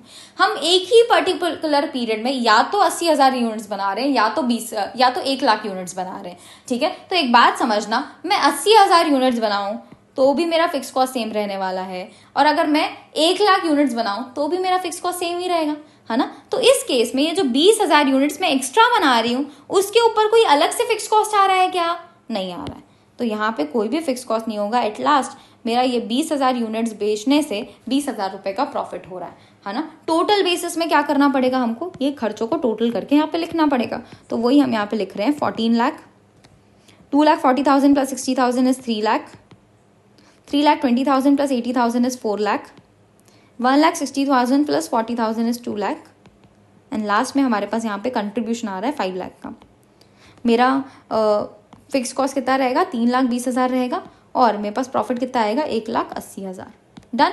तो मैंने क्या शो कर दिया, 2 अलग अलग सिचुएशन, या तो हम 80,000 यूनिट्स बनाएंगे या तो हम 1 लाख यूनिट्स बनाएंगे। 80,000 यूनिट्स बनाने पे 1,60,000 का प्रॉफिट होता है, और अगर मैं 1 लाख यूनिट्स बनाती हूँ तो यहाँ पे 1,80,000 का प्रॉफिट होता है। तो उस केस में मेरे लिए बेनिफिशियल क्या है, ऑफकोर्स सी बात है, मेरे लिए बेनिफिशियल है अगर मैं ये जो 20,000 यूनिट ये यूएसए वाले को है उसको दे दूं, है ना। 20,000 यूनिट अगर मैं यूएसए वाले को दे दूं तो मेरे को 20,000 रुपए एक्स्ट्रा प्रॉफिट हो रहा है, तो मेरे लिए तो बेनिफिशियल है। तो मैं हम क्या करेंगे, हम सजेस्ट करेंगे कि भाई ये ऑफर एक्सेप्ट करना चाहिए, क्योंकि इससे हमको एक्स्ट्रा 20,000 रुपए का प्रॉफिट हो रहा है। पर इसके बाद एक और चीज बोली गई है कि क्या आपकी एडवाइस डिफरेंट होगी जब आपका कस्टमर लोकल है। तो लोकल है तो क्या फर्क पड़ेगा, लोकल है तो भी तो मेरे को 20,000 का प्रॉफिट ही हो रहा है ना। यूएसए का कस्टमर रहेगा तो भी वो 10 रुपए पर यूनिट ही दे रहा है, अगर यहाँ का कस्टमर होगा तो भी वो 10 रुपए पर यूनिट ही दे रहा है। तो उस केस में क्या फर्क आ रहा है ये समझो। देखो, प्रेजेंट सिचुएशन में जो भी पोजीशन है मेरी, यहाँ पे मैं प्रेजेंट सिचुएशन में लोकल मार्केट में 15 रुपए के हिसाब से बेच रही हूँ, लेकिन अब लोकल मार्केट में एक और कस्टमर आ गया जिसको मैं 10 रुपए के हिसाब से बेच रही हूँ। मैं खुद अपने एक लोकल मार्केट में अलग अलग प्राइस क्रिएट कर दूंगी तो बहुत ज्यादा कॉम्प्लिकेशन हो जाएगा। अगर मैं लोकल मार्केट में पहले 15 में बेच रही थी, अब 10 में बेचने लग जाऊंगी ना, तो कोई भी मेरे से 15 में नहीं खरीदने वाला है। तो इस केस में लोकल मार्केट में 10 रुपए में बेचना मेरे लिए बेनिफिशियल नहीं होगा, ठीक है। लेकिन एज ये हमारा यूएसए का कस्टमर है तो उस केस में हम 10 रुपए में बेच सकते हैं। लेकिन अगर लोकल मार्केट का कस्टमर होता तो हम 10 रुपए में नहीं बेचते, क्योंकि उसके कारण फिर मेरा ये वाला मार्केट खराब हो जाता, ठीक है। तो हम क्या सजेस्ट करेंगे, हम बोलेंगे कि भाई for USA customer we should accept the order because we are getting a profit of 20,000, because we are getting an extra profit of 20,000, getting an extra profit of rupees 20,000, ठीक है। लेकिन but if the customer is local, in that case selling the same product at rupees 10 per unit to a local customer can lead to distortion or destruction of already created market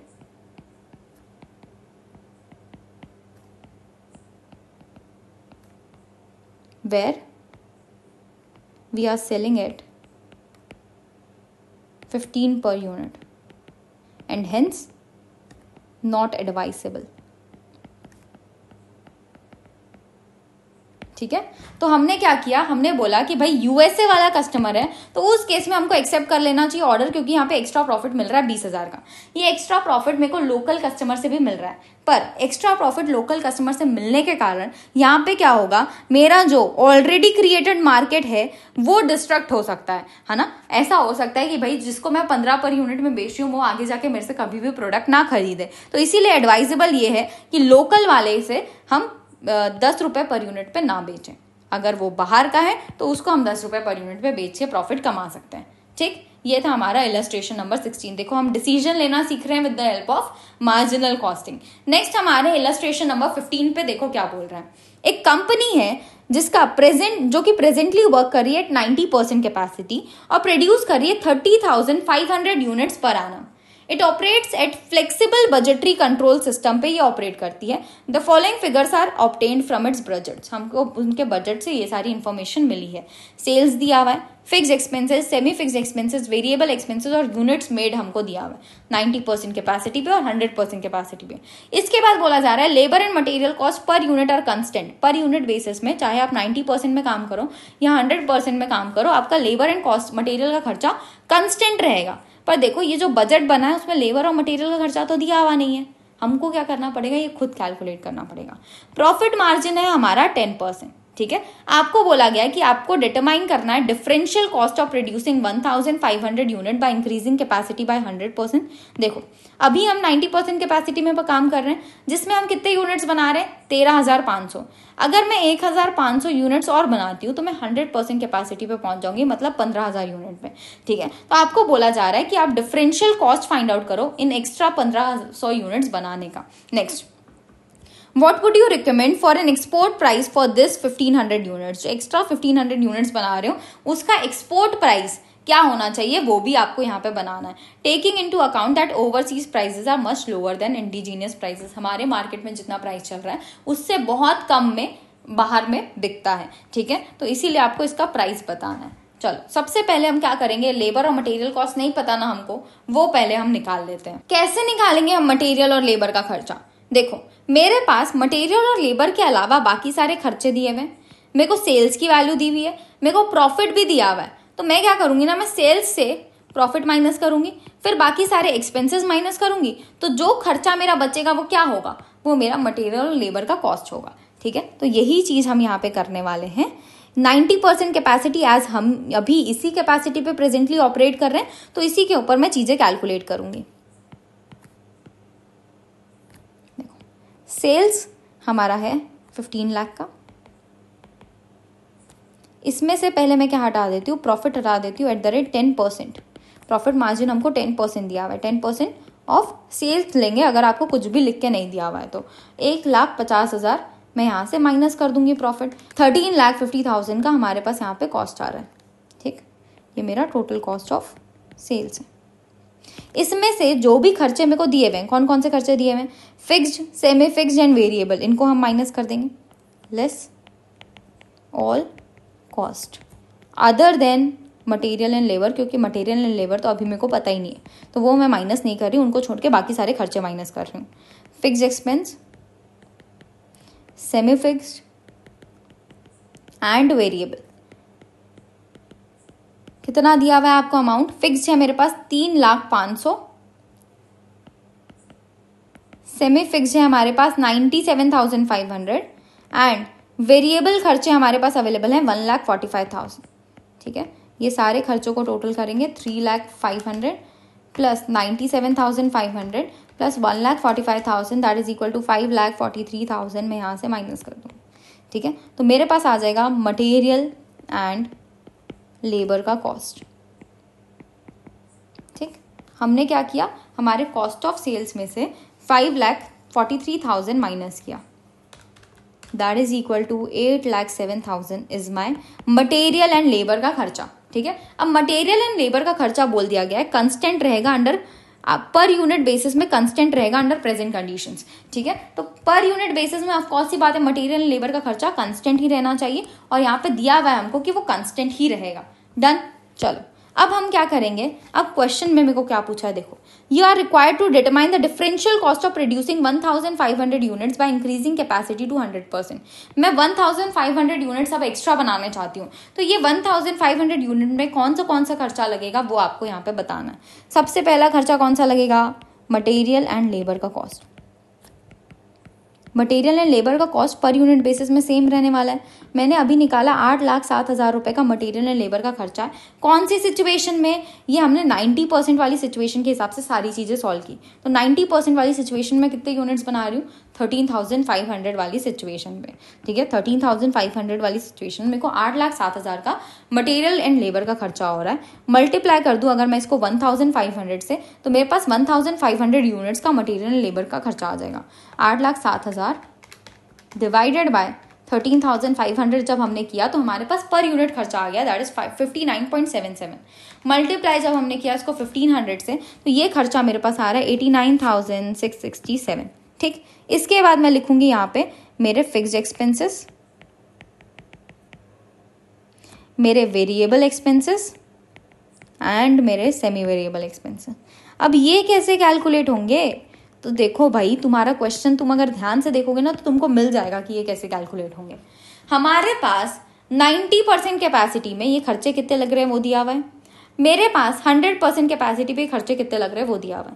90% capacity में कितने units बना रही हूँ, 13,000 units, और हमारे 100% capacity में हम कितने यूनिट्स बना रहे हैं, 1500 यूनिट्स। दोनों का डिफरेंस कितना है, 1500 यूनिट्स का। तो 1500 यूनिट्स का अगर खर्चा जानना है तो इन दोनों के बीच का चेंज देख लो, है ना। तो यहाँ पे हम चेंज कैलकुलेट कर लेते हैं कि कितना चेंज हुआ। चेंज मेरा देखें अगर हम, तो सेलिंग फिक्स एक्सपेंसेस में कितना चेंज हुआ है, 100 रुपीज़ का, 3,600, 3,500।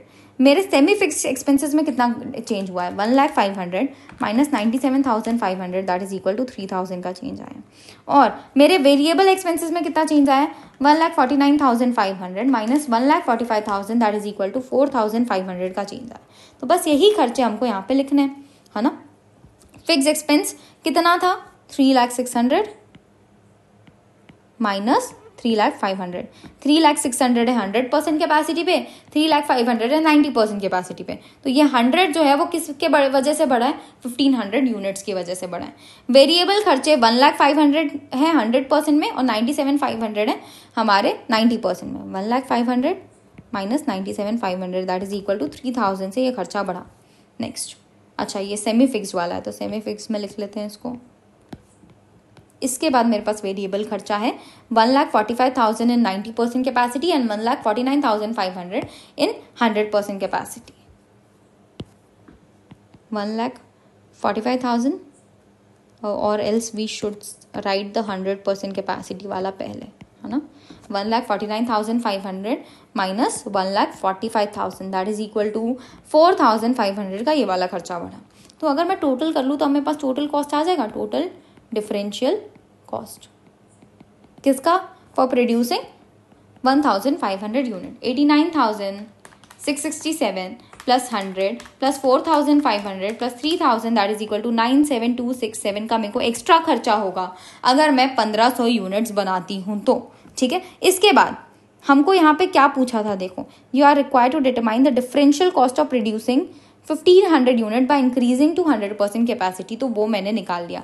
इसके बाद बोला जा रहा है what would you recommend for an export price for this 1,500 units. इनका एक्सपोर्ट प्राइस क्या होना चाहिए वो हमसे पूछ रहा है, तो अब हम निकालेंगे एक्सपोर्ट प्राइस। ठीक है, मेरे को कितना एक्स्ट्रा खर्चा हो रहा है बताओ, 97,267 का खर्चा हो रहा है कितने यूनिट्स के ऊपर, 1,500 यूनिट्स के ऊपर। 97,267 divided by 1,500 that is equal to 64.85 आ रहा है पर यूनिट बेसिस में मेरा कॉस्ट। ठीक है, ये मेरे कॉस्ट आ रहे हैं 64.85। अब मेरे को एक बात बताओ, कि मैं क्या चाहूंगी। अगर मैं बाहर बेच रही हूँ तो मैं ये चाहूंगी कि भाई, पहले ही क्वेश्चन में बोल दिया है कि भाई बाहर का प्राइस लो है, लो प्राइस है, तो हम बोलेंगे कि भाई ठीक है, लो प्राइस है ना, तो हमको पूरा पैसा मत दो, हमारा जितना खर्चा लग रहा है ना एटलीस्ट हमको उतना दे दो। तो हमारा खर्चा आया 64.85 पर यूनिट के हिसाब से लग रहा है, तो हम बोलेंगे कि भाई हमको सिर्फ इतना ही खर्चा दे दो, हमको चल जाएगा। ये 64.845 है, ठीक है, तो इसको चेंज कर लेना, ये हम लिखेंगे 64.845, ठीक है। तो अगर हमको इतना भी अमाउंट मिल जा रहा है ना एक्सपोर्ट करने से तो हमको चलेगा, ठीक है। So this is the price for our export. Done. So हमने इलस्ट्रेशन नंबर 15 भी खत्म किया। अलग अलग टाइप के क्वेश्चंस हम यहाँ पे देख रहे हैं ताकि हमको बहुत सारी अलग अलग चीजें सीखने मिले। नेक्स्ट देखो, एक कंपनी है जिसकी capacity of producing 1 lakh units of a certain product in a month. The sales department reports that the following schedule for sales price is possible. हमारी कैपेसिटी कितनी है 1 लाख यूनिट की। वॉल्यूम ऑफ प्रोडक्शन कितना है 60%, 70%, 80%, 90% एंड 100%। 60% क्या बताएगा, 60% of 1 lakh that is equal to 60,000 units मेरा production हो रहा है। सिमिलर वे में बाकी सारे परसेंटेजेस के लिए कैलकुलेट कर सकती हूँ। अगर मैं 60% प्रोडक्शन कर रही हूँ तो मेरा प्राइस इतना रहेगा, 70% के लिए इतना, 80% के लिए इतना, 90% के लिए इतना, 100% के लिए इतना हमको दिया हुआ है। इसके बाद बोला जा रहा है कि वेरिएबल कॉस्ट मेरा है 0.15 पैसे पर यूनिट, ठीक है, 15 पैसे पर यूनिट मतलब 0.15 रुपीज पर यूनिट, ठीक है। और फिक्स कॉस्ट है मेरा 40,000। आपको स्टेटमेंट बनाना है showing incremental revenue and differential cost at each stage at which volume of production will the profit be maximum, ठीक है। तो सबसे पहली बात तो मैं क्या करूंगी, मैं यहाँ पे पहले प्रॉफिट निकालूंगी सारी सिचुएशन के लिए। हर एक वॉल्यूम ऑफ प्रोडक्शन में मेरे को कितना प्रॉफिट हो रहा है हम वो निकालेंगे। इसके बाद हम निकालेंगे कि भाई कितना इंक्रीमेंटल रेवेन्यू है और कितना डिफरेंशियल कॉस्ट है, और उसके बाद हम सजेस्ट करेंगे कि कौन सा हमारे लिए बेनिफिशियल सिचुएशन है, कौन से वाली सिचुएशन में सबसे ज्यादा प्रॉफिट हमको हो रहा है, ठीक है। सो पर्टिकुलर्स, अलग अलग कैपेसिटी हमारे पास अवेलेबल है 60%, 70%, 80%, 90% एंड 100%, ठीक है। हम स्टार्ट करेंगे with our selling price. Selling price or else we can start with selling units, number of units, okay. So number of units, अगर मैं 60% प्रोडक्शन कर रही हूँ मतलब कितने यूनिट्स का प्रोडक्शन कर रही हूँ 6 लाख, ठीक है, 60,000 सॉरी 1 लाख टोटल मेरा कैपेसिटी है। 60% कितना होगा 60,000, 1 लाख का 70% 70,000, 1 लाख का 80% 80,000 एंड 90,000 एंड 1 लाख का 100% इज 1 लाख। डन। इसके बाद मैं क्या करूंगी, यहाँ पे लिखूंगी selling price. Selling price per unit में मेरे को वैसे ही पहले दिया हुआ है तो हम क्या लिखेंगे, टोटल वाला सेलिंग प्राइस लिख देंगे डायरेक्ट, ठीक है। या फिर आप क्या कर सकते हो, हम लिख सकते हैं सेलिंग प्राइस पर यूनिट पहले, है ना। हम क्या कर सकते हैं, इसको ए नाम दे दो, इसको बी नाम दे दो। सेलिंग प्राइस पर यूनिट है मेरे पास 0.90, 0.80, 0.75, 0.67, 0.61। अब हम यहाँ पे सी निकाल सकते हैं, that is equal to total sales, ठीक। 60,000 multiplied by 0.9 that is equal to 54,000। ये प्रेजेंटेशन ज्यादा बेटर रहेगा आपके एग्जाम के लिए, ए इंटू बी हम कर रहे हैं यहाँ पे। 70,000 multiplied by 0.8 that is equal to 56,000। 80,000 multiplied by 0.75 that is equal to 60,000। 90,000 multiplied by 0.67 that is equal to 60,300 and last 1 lakh multiplied by 0.61 that is equal to 61,000। Done. इसके बाद टोटल सेल्स में से मैं क्या करूंगी, अपने वेरिएबल खर्चों को माइनस कर दूंगी, वेरिएबल कॉस्ट। वेरिएबल कॉस्ट मेरे को कितना दिया हुआ है 15 पैसे पर यूनिट या फिर ₹0.15 पर यूनिट, है ना। पर यूनिट में अगर 0.15 है तो मैं क्या करूंगी, उसको मल्टीप्लाई कर दूंगी number of units at the rate ₹0.15 पर यूनिट, ठीक। तो 60,000 मल्टीप्लाइड बाय 0.15 करें तो ये आ रहा है 9,000। 70,000 multiplied bye 0.15 is 10,500। 80,000 multiplied by 0.15 is 12,000. 90,000 multiplied by 0.15 is 13,500 and last 1 lakh multiplied by 0.15 is 15,000, ठीक। तो ये वेरिएबल खर्चों को हम यहाँ से माइनस करेंगे तो मेरे पास क्या आ जाएगा, कंट्रीब्यूशन आ जाएगा। कंट्रीब्यूशन के लिए हमने टोटल सेल्स में से वेरिएबल खर्चों को हटा दिया तो 54,000 minus 9,000 that is equal to 45,000. 56,000 minus 10,500 that is equal to 45,500. 60,000 minus 12,000 that is equal to 48,000. Next 60,300 minus 13,500 is 46,800 and last 61,000 minus 15,000 that is equal to 46,000. Done. इसके बाद हम क्या करेंगे, हमारा फिक्स कॉस्ट हटाएंगे. फिक्स कॉस्ट हमको क्वेश्चन में दिया हुआ है अलग से कि 40,000 रुपये का फिक्स कॉस्ट है. हर जगह सेम रहेगा ये, आप कितना भी कैपेसिटी रखो 40,000 ये तो सेम रहने वाला है. डन. मैं इसको यहाँ से माइनस करूंगी तो ब्रैकेट में लिख देना, ज़्यादा बेटर होगा हमारे लिए. यहाँ पे मेरे पास आ जाएगा अब प्रॉफिट. प्रॉफिट कैसे आ रहा है, हम यहाँ पे E minus F that is contribution minus fix cost कर रहे हैं. यहाँ पे 5,000 का प्रॉफिट है, 5,500, 8,000, 6,800 एंड लास्ट 6,000. ठीक है. तो इस सिचुएशन से आप देख के ये बता सकते हैं क्या कि कौन सा वाला मेरे लिए ज़्यादा बेनिफिशियल है, किसमें सबसे ज़्यादा प्रॉफिट हो रहा है. हमारे पास 80% कैपेसिटी में सबसे ज़्यादा प्रॉफिट हो रहा है दैट इज 8,000. तो हमारे लिए कौन सा बेनिफिशियल होगा, at which volume of production will the profit be maximum. 80% capacity में हमारा प्रॉफिट मैक्सिमम होगा और ये सबसे ज़्यादा बेनिफिशियल है. पर इसके अलावा मेरे को एक और चीज़ पूछी गई है दैट इज इंक्रीमेंटल रेवेन्यू कितना है और डिफरेंशियल कॉस्ट कितना है हर एक स्टेज में. ठीक है. सबसे पहले मैं निकाल रही हूँ इंक्रीमेंटल रेवेन्यू. इंक्रीमेंटल रेवेन्यू मतलब क्या होता है पता है, कि हर एक कैपेसिटी में कितना कितना रेवेन्यू मेरा बढ़ रहा है. ठीक है. तो मैं हर एक कैपेसिटी का रेवेन्यू जब कंपेयर करूंगी ना, तो मैं जब इस पर्टिकुलर कैपेसिटी का रेवेन्यू देख रही हूँ, रेवेन्यू कितना है 56,000, तो मैं इसको किससे कंपेयर करूंगी, पिछले वाले से. कितना इंक्रीज हुआ है, 2,000 का इंक्रीज हुआ है. जब हम इसको देख रहे हैं तो इसमें कितना किससे इंक्रीज कंपेयर किया जाएगा, इससे जस्ट पहले वाले से. इसमें कितना था 56,000, अब हो गया 60,000, मतलब कितना इंक्रीज हुआ है 4,000 का. तो जब भी आप इंक्रीमेंटल रेवेन्यू देखोगे तो हर एक सिचुएशन की उससे पिछले वाली सिचुएशन को कंपेयर करके देखोगे. ठीक है. एज हमारे फर्स्ट सिचुएशन में कोई भी पिछला सिचुएशन नहीं है तो यहाँ पे कोई भी इंक्रीमेंटल रेवेन्यू नहीं आएगा. सेकेंड सिचुएशन में देखो 56,000 का हमारा रेवेन्यू है और पहले 54,000 था, मतलब अभी हमारा कितना इंक्रीज हुआ 2,000 का.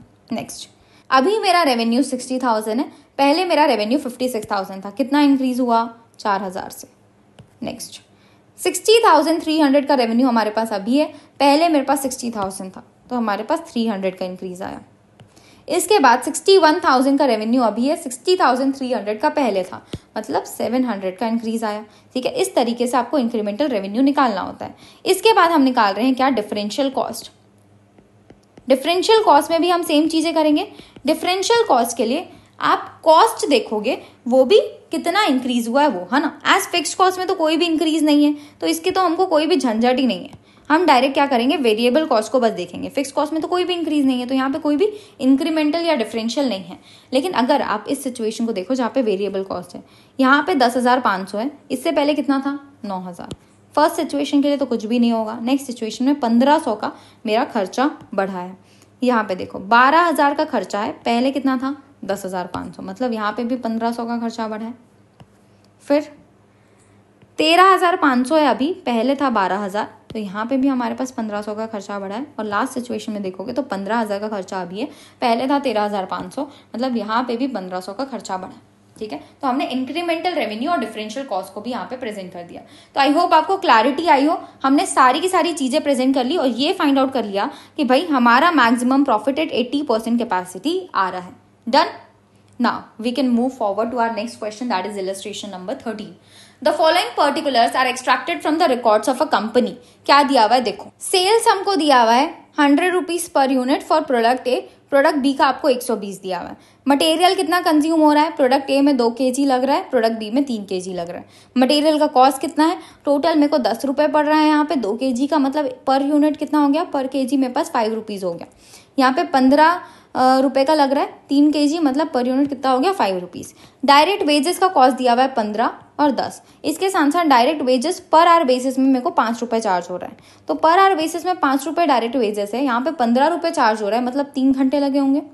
और यहाँ पे 10 रुपए चार्ज हो रहा है, मतलब 2 घंटे लगे होंगे, है ना. इसके बाद डायरेक्ट एक्सपेंसेस दिया हुआ है 5 और 6. मशीन आवर्स यूज हैं 3 आवर्स एंड 2 आवर्स. ओवरहेड के एक्सपेंसेस मेरे को दिए हुए हैं फिक्स्ड 5 रुपए, यहाँ 10 रुपए. वेरिएबल मेरे को दिया हुआ है 15 रुपए और 20 रुपए. डन. इसके बाद आपको बोला गया comment on profitability of each product, both use the same raw material दोनों के दोनों सेम टाइप का रॉ मटेरियल यूज कर रहे हैं, ठीक है। और आपको बोला जा रहा है कि प्रॉफिटेबिलिटी निकालो दोनों सिचुएशन में। जब total sales potential in units is limited, ठीक है, यूनिट्स में मेरा सेल्स पोटेंशियल लिमिटेड है, तो मेरे लिए कौन सा ज्यादा प्रॉफिटेबल होगा? अगर मेरा वैल्यू में सेल्स पोटेंशियल लिमिटेड है तो कौन सा मेरे लिए बेनिफिशियल होगा? अगर मेरा रॉ मटेरियल शॉर्ट सप्लाई में है, की फैक्टर एनालिसिस में क्या होता है, स्केर्स रिसोर्सेस होते हैं, है ना। तो रॉ मटेरियल शॉर्ट सप्लाई में मतलब यहाँ पे की फैक्टर आ रहा है हमारे पास, जो कि रॉ मटेरियल है। रॉ मटेरियल अगर शॉर्ट सप्लाई में है तो कौन सा आपके लिए बेनिफिशियल होगा? और next, production capacity in terms of machine hours is the limiting factor. अगर हमारा मशीन आवर लिमिटिंग फैक्टर है तो कौन सा बेनिफिशियल होगा? ये 4 अलग अलग सिचुएशंस पे आपको निकालना है, ठीक है। सबसे पहले हम क्या करते हैं, हम सबसे पहले प्रॉफिट निकाल लेते हैं, ठीक है। तो मेरे पास सेल्स दिया हुआ है 100 रुपीज पर यूनिट का for product A, and product B के लिए मेरे पास सेल्स वैल्यू है 120, ठीक है। इसके बाद मैं क्या करूंगी, सारे के सारे खर्चे यहाँ से माइनस करेंगे। मटेरियल का कॉस्ट है हमारे पास, या फिर मैं यहाँ लिख सकती हूँ वेरिएबल खर्चे माइनस कर रही हूँ तो variable cost per unit basis में, ठीक है। सो मटेरियल कितना दिया हुआ है आपको, 10 और 15, यहाँ 10 यहाँ 15, लेबर 15 और 10, यहाँ 15 यहाँ 10, और इसके बाद मेरे को ओवरहेड्स दिए हुए हैं ना, डायरेक्ट एक्सपेंसेस दिए हुए 5 और 6, तो इसको हम कर देते हैं डायरेक्ट एक्सपेंसेस 5 एंड 6, ठीक है। सारे के सारे वेरिएबल खर्चे लिख लिए। हमारे पास क्या आ जाएगा, कंट्रीब्यूशन आ जाएगा पर यूनिट बेसिस में। Contribution per unit 100 minus 10 minus 15 minus 5 that is equal to 70। Next 120 minus 15 minus 10 minus 6 that is equal to 89, ठीक है। सो ये हमने निकाल लिया। इसके बाद क्या दिया हुआ है देखो, इसके बाद मेरे पास ओवरहेड एक्सपेंसेस दिए हुए। ओके, हमारे पास एक और वेरिएबल खर्चा था जो कि ओवरहेड रिलेटेड है 15 और 20, तो ये वेरिएबल खर्चा भी हम यहाँ पे ऐड कर देंगे, और अभी कंट्रीब्यूशन हमारा नहीं आएगा, है ना। हमको यहाँ पे एक और वेरिएबल खर्चा ऐड करना है, वेरिएबल ओवरहेड कितना दिया हुआ है 15 और 20, तो यहाँ 15 आएगा, यहाँ 20 आएगा, और इसके हिसाब से अब मेरा आ जाएगा कंट्रीब्यूशन पर यूनिट, ठीक। So 100 minus 10 minus 15 minus 5 minus 15 that is equal to 55 मेरा आ रहा है यहाँ पे contribution. 120 minus 15 minus 10 minus 6 minus 20 that is equal to 69 आ रहा है मेरा यहाँ पे कंट्रीब्यूशन। डन। क्वेश्चन हमको क्या पूछ रहा है, देखो क्वेश्चन में हमको लिखा है कि भाई total sales potential in units is limited. हमारा सेल्स पोटेंशियल अगर यूनिट्स में लिमिटेड है तो हमको बताना है कि कौन सा हमारे लिए ज्यादा बेनिफिशियल है, प्रोडक्ट ए की प्रोडक्ट बी। और दूसरा बोला जा रहा है कि टोटल सेल्स पोटेंशियल अगर वैल्यू में लिमिटेड है तो कौन सा बेनिफिशियल होगा, प्रोडक्ट ए या फिर प्रोडक्ट बी। देखो जब हम यूनिट्स में लिमिटेशन की बात करते हैं ना, अगर सेल्स वैल्यू में सेल्स पोटेंशियल में यूनिट में लिमिटेशन है ना, तो आपको पर यूनिट बेसिस में प्रॉफिटेबिलिटी देखनी पड़ेगी। पर यूनिट बेसिस में किसका कंट्रीब्यूशन ज्यादा है, प्रोडक्ट बी का कंट्रीब्यूशन ज्यादा है, तो ये ज्यादा बेनिफिशियल होगा अगर मेरे सेल्स के यूनिट के ऊपर लिमिट लगा हुआ है कि सिर्फ आप 1000 यूनिट्स या 2000 यूनिट्स ही बेच सकते हो, तो ये क्या है, लिमिट लगाना हो गया। अगर सेल्स की यूनिट पे लिमिट लगा हुआ है तो उस केस में मैं पर यूनिट के हिसाब से चेक करूंगी, और एज पर यूनिट बेसिस में कंट्रीब्यूशन किसका ज्यादा है, प्रोडक्ट बी का, तो प्रोडक्ट बी मेरे लिए ज्यादा बेनिफिशियल होगा। नेक्स्ट मेरे को बोला जा रहा है टोटल सेल्स पोटेंशियल वैल्यू में लिमिटेड है। वैल्यू मेरे को कैसे पता चलती है, देखो वैल्यू में मैं कंट्रीब्यूशन को देखना चाहती हूँ। कंट्रीब्यूशन को वैल्यू में देखने के लिए आपको पीवी रेशियो देखना पड़ेगा, क्योंकि पीवी रेशियो आपको यूनिट्स नहीं बताता है, पीवी रेशियो आपको बताता है कंट्रीब्यूशन की वैल्यू क्या होगी, ठीक है। तो कंट्रीब्यूशन की वैल्यू देखने के लिए अब हम पीवी रेशियो को कंपेयर करेंगे दोनों सिचुएशन का। पीवी रेशियो कैसे निकाला जाता है, कंट्रीब्यूशन पर यूनिट में अवेलेबल है तो ठीक है, contribution per unit divided by sales per unit. 55 divided by 100 multiplied by 100 that is equal to 55% आ रहा है यहाँ पे। और next 69 divided by 120 multiplied by 100, 69 divided by 120 multiplied by 100 that is equal to 57.5%। देखो अब ये देखेंगे हम कि पीवी रेशियो किसका ज्यादा है, अगर वैल्यू की बात की जा रही है तो पीवी रेशियो एज बी का ज्यादा है, तो प्रोडक्ट बी हमारे लिए ज्यादा बेनिफिशियल होगा अगर वैल्यू में लिमिट लगी हुई है तो, ठीक है। अभी इस पर्टिकुलर सिचुएशन में आपका कंट्रीब्यूशन पर यूनिट भी बी का ज्यादा है और पीवी रेशियो भी बी का ज्यादा है, तो दोनों सिचुएशन में प्रोडक्ट बी प्रेफर किया जाएगा। लेकिन हमेशा जरूरी नहीं है कि एक ही प्रोडक्ट का कंट्रीब्यूशन भी ज्यादा हो और पीवी रेशियो भी ज्यादा हो। ऐसा अराइज हो सकता है सिचुएशन जहाँ पे एक का कंट्रीब्यूशन ज्यादा है और दूसरे का पीवी रेशियो ज्यादा है, ठीक है। इसीलिए इसके बेसिस में ये मत मान लेना कि भाई एक इसका ज्यादा है तो इसी का सब कुछ ज्यादा होगा, इसी का कंट्रीब्यूशन ज्यादा है तो इसी का पीवी रेशियो भी ज्यादा होगा, हमेशा ऐसा नहीं होता, ठीक है। हमेशा ऐसा हो जरूरी नहीं है। अभी हो गया तो ठीक है, हम बोलेंगे कि फर्स्ट वाले सिचुएशन के हिसाब से भी प्रोडक्ट बी हमारे लिए बेनिफिशियल है और सेकेंड वाले सिचुएशन के हिसाब से भी प्रोडक्ट बी हमारे लिए बेनिफिशियल, ठीक। नेक्स्ट क्वेश्चन देखो क्या बोल रहे हैं, raw material is in short supply. अगर मेरा रॉ मटेरियल शॉर्ट सप्लाई में है तो उस केस में क्या होगा, रॉ मटेरियल मेरा लिमिटिंग फैक्टर बनता है, ठीक है। अभी मेरा रॉ मटेरियल लिमिटिंग फैक्टर बन रहा है तो मेरे को क्या करना पड़ेगा, देखो हम लिखेंगे सबसे पहले कंट्रीब्यूशन पर यूनिट बेसिस में कितना आ रहा है दोनों सिचुएशन का, ए और बी दोनों सिचुएशन का, ठीक है। ए में मेरा कंट्रीब्यूशन है 55, बी में है 69, 55 एंड 69, ठीक है। इसके बाद raw material as limiting factor है तो रॉ मटेरियल को हम देखेंगे कि कितना हम कंज्यूम कर रहे हैं। प्रोडक्ट ए में मैं 2 kg कंज्यूम कर रही हूँ, प्रोडक्ट बी में मैं 3 kg कंज्यूम कर रही हूँ। रॉ मटेरियल कंजम्पशन यहाँ पे 2 kg है, यहाँ पे 3 kg है। अब एक बात समझना, हम देख रहे हैं कि भाई हमारा जो रॉ मटेरियल है ना वो लिमिटेड अवेलेबल है। अगर मेरा रॉ मटेरियल लिमिटेड अवेलेबल है तो मैं क्या चाहूंगी, उस प्रोडक्ट को ज्यादा बनाऊं जिसमें ज्यादा प्रॉफिट आ रहा है ना। मेरे प्रोडक्ट ए में रॉ मटेरियल के इस्तेमाल से ज्यादा प्रॉफिट आ रहा है कि बी में ज्यादा प्रॉफिट आ रहा है, हम वो देखना चाह रहे हैं। अगर आप देखो टोटल कंट्रीब्यूशन की बात करो तो हमको समझ आ रहा है कि भाई बी बेनिफिशियल है, पर अगर कंट्रीब्यूशन को on the basis of raw material देखेंगे तो कौन सा बेनिफिशियल आ रहा है वो हमको पता करना पड़ेगा। कैसे पता करेंगे, हम बोलेंगे कि भाई कंट्रीब्यूशन पर यूनिट मेरा कितना है, उसको अगर मैं रॉ मटेरियल के हिसाब से देखना चाहती हूँ तो मैं रॉ मटेरियल से डिवाइड कर दूंगी। तो इससे मेरे को क्या पता चल जाएगा, पता है 55 डिवाइडेड बाय 2 अगर मैं कर रही हूँ तो मेरे पास यहाँ पे 27.5 आ रहा है, और अगर हम 69 डिवाइडेड बाय 3 कर रहे हैं तो यहाँ पे 23 आ रहा है। इससे मेरे को ये पता चल रहा है कि हर एक kg ऑफ रॉ मटेरियल के लिए मैं कितना कंट्रीब्यूशन अर्न करके दे रही हूँ, ठीक है। मतलब अगर मैं 1 kg ऑफ रॉ मटेरियल इसमें लगाती हूँ उस पर्टिकुलर प्रोडक्ट में तो मेरे को कितना कंट्रीब्यूशन मिलेगा वो मेरे को यहाँ पे समझ आता है। तो देखो प्रोडक्ट ए में मेरे को 27.5 का कंट्रीब्यूशन मिल रहा है हर एक kg ऑफ रॉ मटेरियल लगाने से, लेकिन प्रोडक्ट बी में सिर्फ और सिर्फ 23 रुपीज का बेनिफिट मिल रहा है हर एक kg ऑफ रॉ मटेरियल लगाने से। एज मेरा रॉ मटेरियल लिमिटिंग फैक्टर है ना, इसीलिए मैं ये वाला कंट्रीब्यूशन को कंसिडर करने की जगह ये वाला कंट्रीब्यूशन को कंसिडर करूंगी जहां पे हमने हमारे रॉ मटेरियल को एज अ बेस लिया है, ठीक है। तो ये मेरे को बताता है कि भाई हर एक रॉ मटेरियल को लगाने से, हर एक kg ऑफ रॉ मटेरियल को लगाने से यहाँ पे 27.5 का बेनिफिट हो रहा है, और यहाँ पे हर एक kg ऑफ रॉ मटेरियल लगाने से 23 रुपीज का बेनिफिट हो रहा है।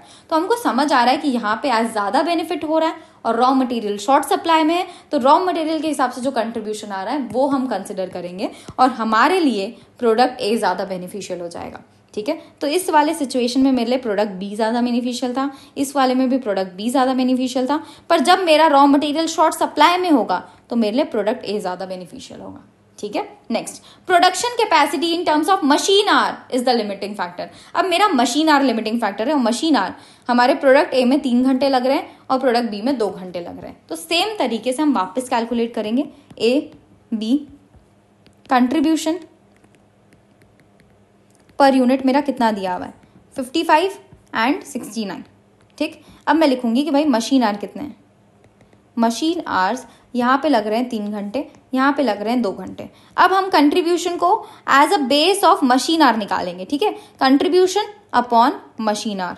अब ये क्या बता देगा कि भाई हर एक घंटे मशीन आर पे हमको कितना कंट्रीब्यूशन मिल रहा है। 55 डिवाइडेड बाय 3 करोगे तो 18.33 आता है, और 69 डिवाइडेड बाय 2 करोगे तो यहाँ पे मेरे पास कंट्रीब्यूशन आ रहा है 34.5। अब एक बात बताओ, कौन सा वाला ज्यादा बेनिफिशियल है मेरे लिए? हमारे लिए बेनिफिशियल है प्रोडक्ट बी, अगर मेरा मशीन आर लिमिटिंग फैक्टर है। ये मेरे को 34.5 क्या बताता है? ये 34.5 बता रहा है कि भाई हर एक घंटे मशीन आर देने से प्रोडक्ट बी में कंट्रीब्यूशन मेरा 34.5 आता है, ठीक है, और हर एक घंटे मशीन आर देने से प्रोडक्ट ए में मेरा कंट्रीब्यूशन 18.33 आता है। तो अगर मेरा मशीन आर लिमिटिंग फैक्टर है तो उस केस में प्रोडक्ट बी मेरे लिए ज्यादा बेनिफिशियल होगा, ठीक है। सो हम यहाँ पे क्या प्रेफर करेंगे? प्रोडक्ट बी प्रेफर करेंगे। देखो हमारे फर्स्ट और सेकंड क्वेश्चन का आंसर हमको यही मिल गया, थर्ड का आंसर हमने यहाँ निकाल लिया और फोर्थ का आंसर हमने यहाँ निकाल लिया, ठीक। इसके बाद वाला क्वेश्चन देखो क्या बोल रहा है। Assuming that raw material is the key factor. Raw material की फैक्टर है तो मेरे लिए कौन सा बेनिफिशियल प्रोडक्ट था? हमारे लिए अगर रॉ मटेरियल की फैक्टर है तो हमारे लिए बेनिफिशियल प्रोडक्ट ए होगा। ठीक है, इसके बाद क्या बोल रहा है देखो, availability of which is 10,000 kg। मेरा रॉ मटेरियल की फैक्टर है और मेरी उसकी अवेलेबिलिटी कितनी है? 10,000 kg है। And each product can not be sold more than 3,500 units. मेरे दोनों प्रोडक्ट को किसी को भी मैं 3,500 यूनिट से ज्यादा नहीं बेच सकती। Find out the product mix which will yield the maximum profit. Maximum profit के लिए मेरा प्रोडक्ट का मिक्स क्या होना चाहिए ये आपको पूछ रहा है। ठीक है, मेरा लिमिटिंग फैक्टर क्या है? लिमिटिंग फैक्टर मेरा रॉ मटेरियल है। तो रॉ मटेरियल के हिसाब से हम डिसीजन लेंगे कि कौन सा वाला प्रोडक्ट मेरे लिए ज्यादा बेनिफिशियल है और कौन सा कम। ठीक है, देखो प्रोडक्ट ए मेरे लिए ज्यादा बेनिफिशियल है। हमने पहले ही निकाल लिया कि भाई रॉ मटेरियल अगर लिमिटिंग फैक्टर होगा तो प्रोडक्ट ए ज्यादा बेनिफिशियल है। तो मैं क्या कोशिश करूंगी ना कि ज्यादा से ज्यादा यूनिट्स प्रोडक्ट ए के बना दूं। ठीक है, तो वही हम यहाँ पे लिखने वाले हैं। हम यहाँ पे लिखेंगे, सबसे पहले मैं इसका एक वर्किंग नोट बना लेती हूँ ताकि चीजें हमारे लिए ज्यादा सिंपल हो जाए। हमने बोला कि भाई प्रोडक्ट ए और प्रोडक्ट बी, मेरा raw material as limiting factor है तो रॉ मटेरियल के हिसाब से कंट्रीब्यूशन पर केजी ऑफ रॉ मटेरियल कितना आ रहा है? कंट्रीब्यूशन पर KG of raw material product ए के लिए 27.5 और प्रोडक्ट बी के लिए 23, है ना। अब देखो मैं क्या चाहूंगी, मैं चाहूंगी कि प्रोडक्ट ए को ज्यादा बनाऊं क्योंकि इसमें मेरे को ज्यादा बेनिफिट मिल रहा है as compare to product B, है ना। तो हम कोशिश करेंगे कि ज्यादा से ज्यादा प्रोडक्ट ए बनाया जाए। प्रोडक्ट ए को मैं मैक्सिमम कितना बना सकती हूँ? मैक्सिमम मैं 3,500 यूनिट्स बना सकती हूँ। एक बात बताओ, अगर मैं 3,500 यूनिट्स प्रोडक्ट ए के बना रही हूँ तो इसमें मेरे को रॉ मटेरियल कितना लगेगा? हमारा पर यूनिट बनाने में कितना रॉ मटेरियल लग रहा था? 2 kg का रॉ मटेरियल लग रहा था प्रोडक्ट ए को बनाने में, है ना। पर यूनिट बनाने में 2 kg ऑफ रॉ मटेरियल लग रहा था। मैं मैक्सिमम हमारे प्रोडक्ट ए के 3,500 यूनिट्स बना सकती हूँ। तो टोटल रॉ मटेरियल मेरा कितना लग जाएगा प्रोडक्ट ए बनाने में? 3,500 multiplied by 2 that is equal to 7,000 kg of raw material तो मेरा प्रोडक्ट ए में ही लग गया। अब बचा कितना मेरे पास? सिर्फ और सिर्फ 3,000 kg ऑफ रॉ मटेरियल बचा है। 3,000 kg ऑफ रॉ मटेरियल जो बचा है वो मैं प्रोडक्ट बी बनाने में इस्तेमाल करूंगी। प्रोडक्ट बी बनाने के लिए एक यूनिट पे मेरे को कितना मटेरियल लगता है? 3 kg का। तो 3 kg का मटेरियल मेरे को एक यूनिट बनाने में लगता है। टोटल मेरे पास 3,000 kg ही अवेलेबल है। तो मैं इसके कितने यूनिट्स बना पाऊंगी? सिर्फ और सिर्फ 1,000 यूनिट्स बनेंगे हमारे प्रोडक्ट बी के। प्रोडक्ट ए के हम ज्यादा यूनिट्स क्यों बना रहे हैं? क्योंकि ये हमको ज्यादा कंट्रीब्यूशन दे रहा है as compare to raw material जितना लग रहा है ना। इसमें रॉ मटेरियल लग रहा है कम और ये कंट्रीब्यूशन दे रहा है ज्यादा, इसीलिए हम इसको प्रेफर करेंगे ओवर दिस। इसीलिए इसकी सबसे ज्यादा क्वांटिटी बना दी जा रही है। हम कोशिश करेंगे कि ज्यादा से ज्यादा प्रोडक्ट ए की क्वांटिटी बना दें। और एज मैक्सिमम क्वेश्चन में पहले ही बोल दिया था कि 3,500 बना सकते हो, तो 3,500 हमने ले लिया। 2 kg का मटेरियल लगाया पर यूनिट के हिसाब से और 7,000 kg का मटेरियल इस्तेमाल कर लिया। बचा हुआ मटेरियल हमने प्रोडक्ट बी में लगा के प्रोडक्ट बी के 1,000 यूनिट्स बनाए। ठीक है, तो अब मेरे को पता चल गया है कि भाई मैं कितने यूनिट्स प्रोडक्ट ए के बनाने वाली हूँ, कितने यूनिट्स प्रोडक्ट बी के बनाने वाली हूँ। इसके हम बनाएंगे 3,500 और इसके हम बनाएंगे 1,000। टोटल यूनिट्स कितने हो गए? 4,500। ठीक, अब मैं लिखूंगी सारे के सारे खर्चे।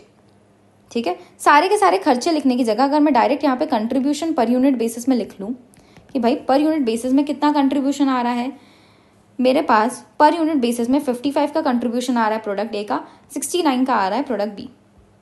55 एंड 69, तो टोटल कंट्रीब्यूशन कितना हो जाएगा?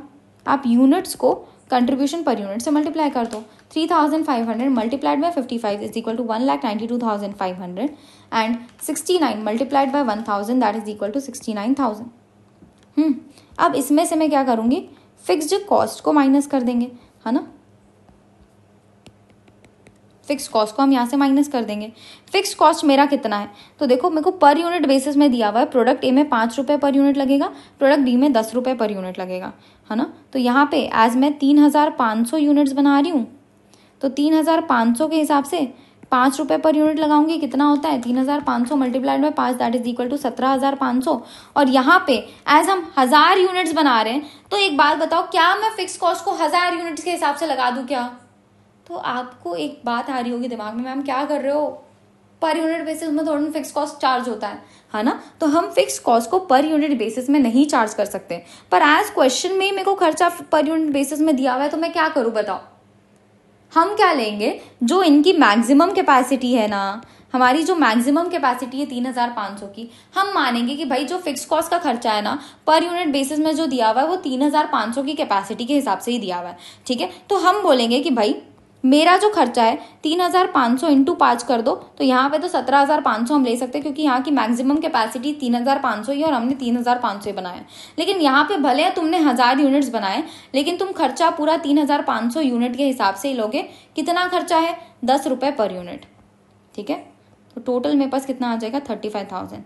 ठीक है, हमने ये क्यों किया? क्योंकि भाई हमारा जो फिक्स कॉस्ट का खर्चा है वो यूनिट्स के हिसाब से चेंज नहीं होगा। मैं यूनिट कम बनाऊं या यूनिट ज्यादा बनाऊं, कोई फर्क नहीं पड़ता फिक्स कॉस्ट के खर्चे को। इसीलिए हमने जो टोटल मैक्सिमम यूनिट्स थी उसके हिसाब से फिक्स कॉस्ट का खर्चा यहाँ रिकॉर्ड कर लिया और मैक्सिमम यूनिट के हिसाब से फिक्स कॉस्ट का खर्चा यहाँ रिकॉर्ड कर लिया, क्योंकि ये पर यूनिट बेसिस में चेंज नहीं होगा। तो मैं 1000 यूनिट्स है तो 1000 इंटू 10 करके 10,000 का खर्चा सिर्फ रिकॉर्ड नहीं कर सकती। ठीक है, सो इसके हिसाब से अब मेरे पास क्या आ जाएगा? प्रॉफिट आ जाएगा। यहाँ पे प्रॉफिट हम यहाँ पे निकालेंगे।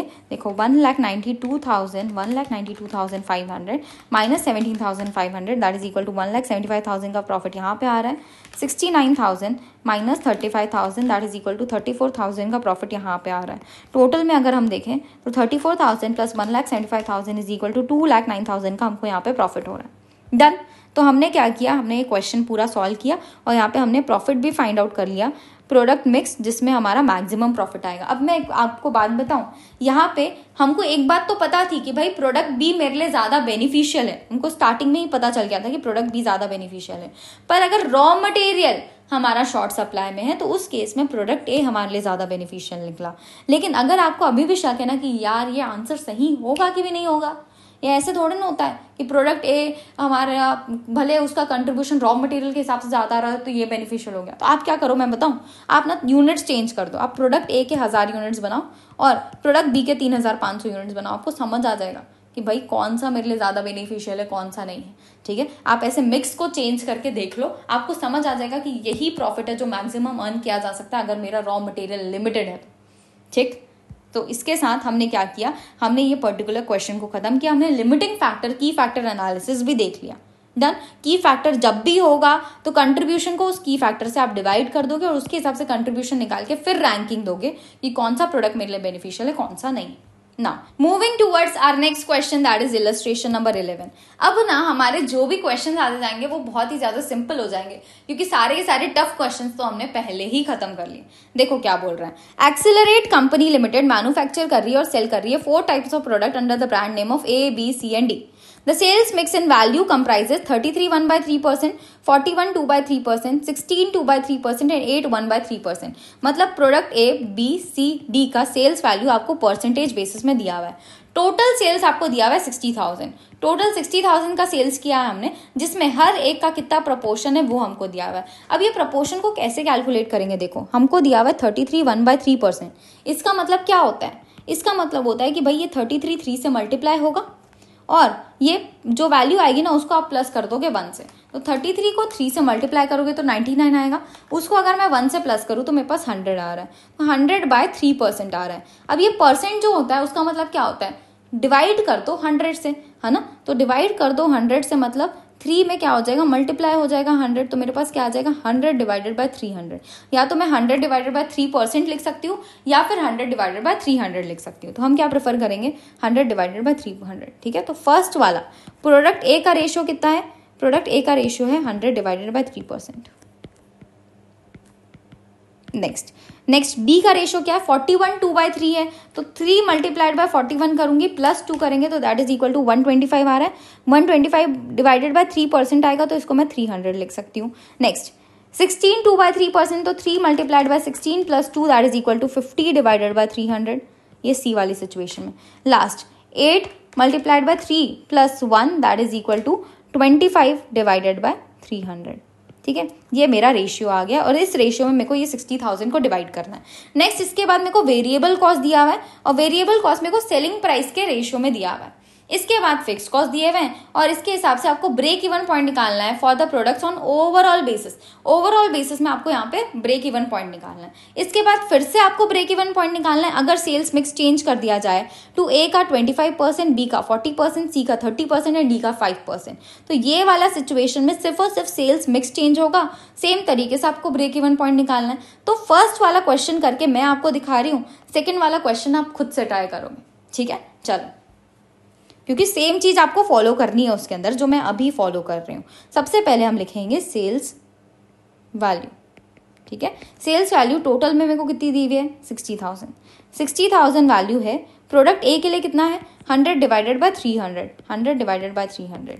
बी के लिए कितना है 60,000 multiplied by 125 bye 300।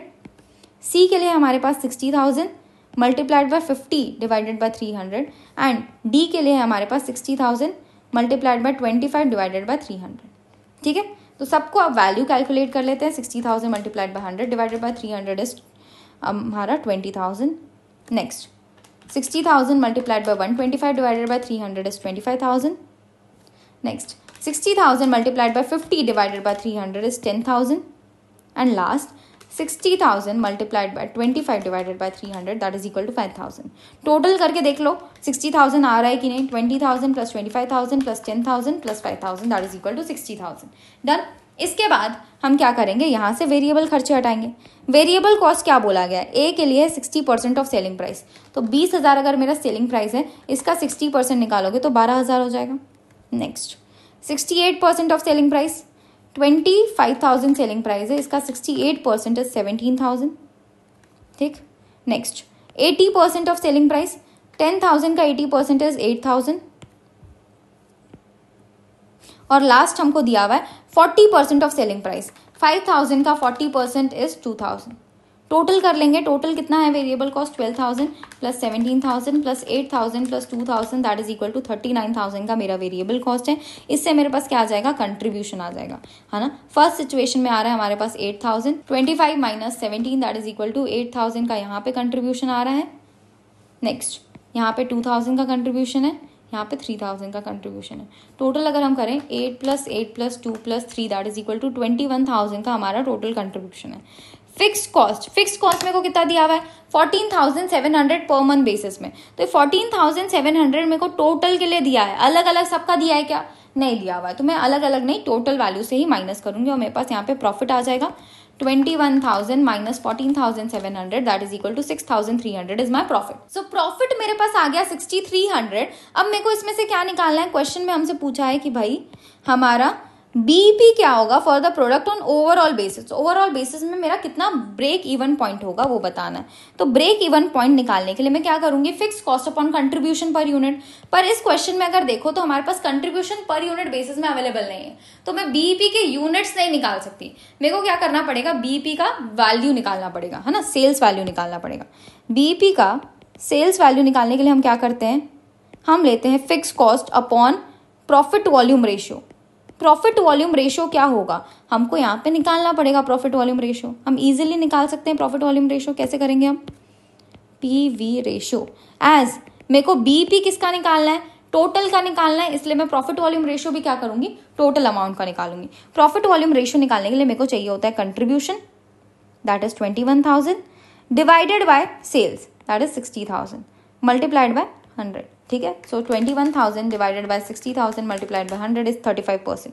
35% is my profit volume ratio. अब बीईपी सेल्स निकालने के लिए हम क्या करेंगे, फिक्स कॉस्ट कितना है 14,700, उसको हम पीवी रेशियो से डिवाइड करेंगे। 14,700 divided by 35%, 14,700 divided by 35% that is equal to 42,000 is my BEP का सेल्स वैल्यू।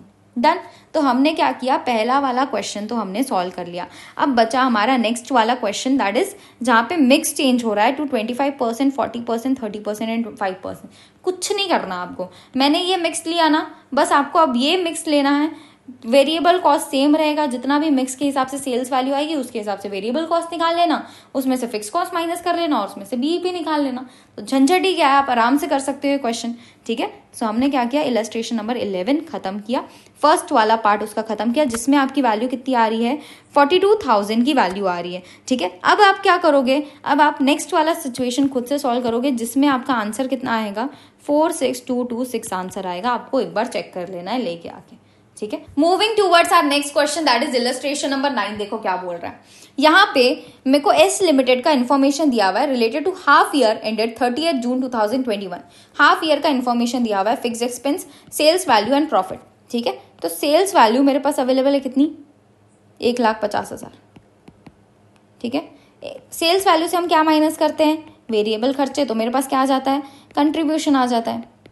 कंट्रीब्यूशन आ जाता है तो उसमें से हम फिक्स कॉस्ट माइनस कर देते हैं, तो हमारे पास क्या आ जाता है, प्रॉफिट आ जाता है। इस सिचुएशन में मेरे को प्रॉफिट दिया हुआ है 30,000, मेरे को कंट्रीब्यूशन दिया हुआ है, फिक्स कॉस्ट दिया हुआ है 45,000, है ना। अब इसके बाद एक बात बताओ, क्या इस इंफॉर्मेशन के हिसाब से मैं कंट्रीब्यूशन निकाल सकती हूँ क्या? अगर मेरे को पता है कि मेरा प्रॉफिट 30,000 है, मेरे को पता है कि मेरा फिक्स कॉस्ट 45,000 है, तो क्या इसकी मदद से कंट्रीब्यूशन निकाल सकता है? हमने सीखा था कि भाई कंट्रीब्यूशन का फॉर्मूला होता है फिक्स कॉस्ट प्लस प्रॉफिट या फिर sales minus variable cost. As variable cost available नहीं है तो ये वाला formula sales minus variable cost तो नहीं यूज कर सकते। हम क्या यूज कर सकते हैं, फिक्स कॉस्ट प्लस प्रॉफिट। तो 45,000 का फिक्स कॉस्ट है, प्रॉफिट है 30,000 का, तो मेरा कंट्रीब्यूशन कितना हो जाएगा, 75,000 का कंट्रीब्यूशन हो जाएगा। 75,000 का कंट्रीब्यूशन क्या बताता है कि भाई कंट्रीब्यूशन टू सेल्स रेशियो या फिर पीवी रेशियो मेरा कितना है। पीवी रेशियो कैसे निकलता है, कंट्रीब्यूशन है 75,000 डिवाइडेड बाय सेल्स वैल्यू कितनी है 1,50,000, तो मेरा पीवी रेशियो है 50%। अगर पीवी रेशियो 50% है तो बचा हुआ 50% क्या होगा, वेरिएबल कॉस्ट, है ना। तो वेरिएबल कॉस्ट को हम क्या कर सकते हैं, 1,50,000 का 50% करके निकाल सकते हैं, दैट इज 75,000। या फिर आप क्या कर सकते थे, आप सेल्स में से कंट्रीब्यूशन को माइनस करते तो अपने आप आपके पास वेरिएबल कॉस्ट आ जाता। तो पूरा का पूरा टेबल बन गया हमारे पास। क्या इन्फॉर्मेशन थी, सिर्फ सेल्स था, फिक्स कॉस्ट था और प्रॉफिट था। ये तीनों से आप इजिली कंट्रीब्यूशन और वेरिएबल कॉस्ट निकाल सकते हो, तो हमने निकाल लिया, डन। इसके बाद क्या बोल रहा है, देखो ये तो फर्स्ट हाफ की इन्फॉर्मेशन है। नेक्स्ट हाफ में बोला जा रहा है कि कंपनी ने प्रोजेक्ट किया है कि हमको 10,000 का लॉस हो सकता है, ठीक है। सो नेक्स्ट हाफ में अब मेरे पास इंफॉर्मेशन अवेलेबल है कि भाई 10,000 का लॉस हो सकता है। अब देखो एक बात बताओ, फर्स्ट हाफ में मेरा कितना फिक्स कॉस्ट इनकर हुआ 45,000, तो नेक्स्ट हाफ में कितना इनकर होगा 45,000, क्योंकि भाई फिक्स कॉस्ट पीरियड का खर्चा होता है। तो इस पीरियड में 45,000 लगा, अगले पीरियड में भी कितना लगेगा 45,000, ठीक है। सो 45,000 का मेरा फिक्स कॉस्ट है। फिर से मेरे को फिक्स कॉस्ट और प्रॉफिट पता है, तो फिक्स कॉस्ट और प्रॉफिट को प्लस करने से मेरे पास क्या आ जाएगा, कंट्रीब्यूशन आ जाएगा।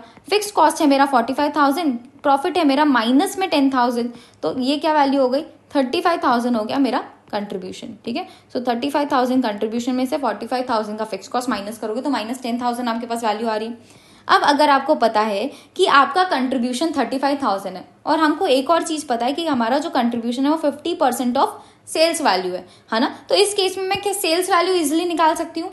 अगर मेरा कंट्रीब्यूशन जो कि 35,000 का है वो 50% को डिनोट कर रहा है, तो सेल्स वैल्यू 100% होगी। 35,000 डिवाइडेड बाय 50% करोगे अगर आप, तो आपके पास ये वैल्यू आ जाएगी 70,000। 70,000 is my sales value. 75,000 sales value है तो आपका वेरिएबल कॉस्ट कितना हो जाएगा 35,000, डन। तो दोनों सिचुएशन का मैंने क्या कर लिया, यहाँ पे अपना स्टेटमेंट बना लिया। इसके बाद मेरे को क्वेश्चन में अब क्या पूछ रहा है, देखो आपको पूछ रहा है break even sales and margin of safety निकालना है for the first 6 months ending 30th June 2021। तो 30th जून 2021 का ये जो फर्स्ट हाफ है ना, इसके लिए ब्रेक इवन सेल्स और मार्जिन ऑफ सेफ्टी निकालना है। क्या ही बड़ी बात है बताओ, हमको सब आता है, हम इजिली यहाँ पे निकाल लेंगे break even sales for first half, ठीक है। तो ब्रेक इवन सेल्स में हम क्या करते हैं, हम लेते हैं fix cost upon PV ratio, क्योंकि यूनिट्स अवेलेबल नहीं है और हमको सेल्स निकालना है, तो fix cost upon PV ratio में यहाँ पे करूंगी। फिक्स कॉस्ट कितना है फर्स्ट सिचुएशन में, ये फर्स्ट हाफ के लिए हम कर रहे हैं ना, तो फर्स्ट हाफ में मेरे पास फिक्स कॉस्ट कितना है 45,000, पीवी रेशियो हमने पहले से निकाल लिया था कि 50% का है, तो इसके हिसाब से मेरा ब्रेक इवन सेल्स कितना आ रहा है 90,000। 45,000 को डिवाइड करोगे 50% से तो आपके पास 90,000 आ जाएगा break even sales in our first situation. इसके बाद मेरे से पूछा गया मार्जिन ऑफ सेफ्टी कितना है। मार्जिन ऑफ सेफ्टी हम कैसे निकालते हैं, मार्जिन ऑफ सेफ्टी के लिए हम लेते हैं कि अभी सेल्स कितनी है, प्रेजेंट सेल्स, करंट सेल्स, और उसको मैं माइनस करती हूँ ब्रेक इवन सेल्स से, ठीक है। करंट मेरे पास सेल्स कितना दिया हुआ है 1,50,000 का for first half, as first half का इन्फॉर्मेशन पूछा है तो फर्स्ट हाफ का ही लेंगे, माइनस ब्रेक इवन सेल्स कितनी है 90,000, तो मेरे पास यहाँ पे मार्जिन ऑफ सेफ्टी कितनी अवेलेबल है 60,000 की, डन। तो ये मैंने कर लिया फर्स्ट वाला क्वेश्चन। इसके बाद क्या बोल रहा है, देखो expected sales volume for the second half of the year assuming that PV ratio and fix expenses remain constant. हमने पहले ही एज्यूम कर लिया था कि वो कंस्टेंट है। In the second half year आपको सेल्स वॉल्यूम निकालना है, हमने पहले निकाल लिया 70,000, तो सेकेंड वाला क्वेश्चन तो हमने पहले का पहले ही सॉल्व कर लिया। इसके बाद बोल रहा है break even sales and margin of safety निकालो for the whole year, second half के लिए नहीं बोल रहा है, अब बोल रहा है कि पूरे साल भर के लिए आप निकालो कि आपका ब्रेक इवन सेल्स और मार्जिन ऑफ सेफ्टी क्या होगा। ठीक है, तो हम एक पेज ऐड कर लेते हैं, यहाँ पे निकाल रहे हैं हम break even sales for whole year. तो मेरे को क्या करना पड़ेगा, मेरे को यहाँ पे फिक्स कॉस्ट जो मैं लूंगी वो दोनों का फिक्स्ड कॉस्ट होगा, मतलब फर्स्ट हाफ का भी और सेकेंड हाफ का भी। ठीक है, और साथ साथ मैं जो पीवी रेशियो लूंगी वो भी दोनों के हिसाब से होना चाहिए। दोनों का पीवी रेशियो आज 50% है तो मैं इजीली 50% यहाँ पे ले सकती हूँ। अगर दोनों का पीवी रेशियो अलग होता ना तो हम एवरेज निकाल के यहाँ पे पीवी रेशियो लेते। आज दोनों का सेम है इसलिए मैं सेम वाला पीवी रेशियो को उठा लूंगी। फिक्स कॉस्ट मेरा फर्स्ट हाफ का कितना है 45,000, नेक्स्ट हाफ का कितना है 45,000, तो 45,000 plus 45,000 divided by PV ratio कितना है 50%, तो 90,000 डिवाइडेड बाय 50% अगर हम करें तो ये कितना आता है 90,000 divided by 50% is equal to 1,80,000 is my break even sales for whole year. Next मेरे को बोला है margin of safety for whole year निकालने के लिए। तो होल ईयर की मार्जिन ऑफ सेफ्टी निकालने के लिए पहले मेरे को देखना पड़ेगा कि भाई होल ईयर का सेल्स कितना है, current sales for whole year, इसमें से मैं BP sales for whole year को माइनस कर दूंगी, है ना।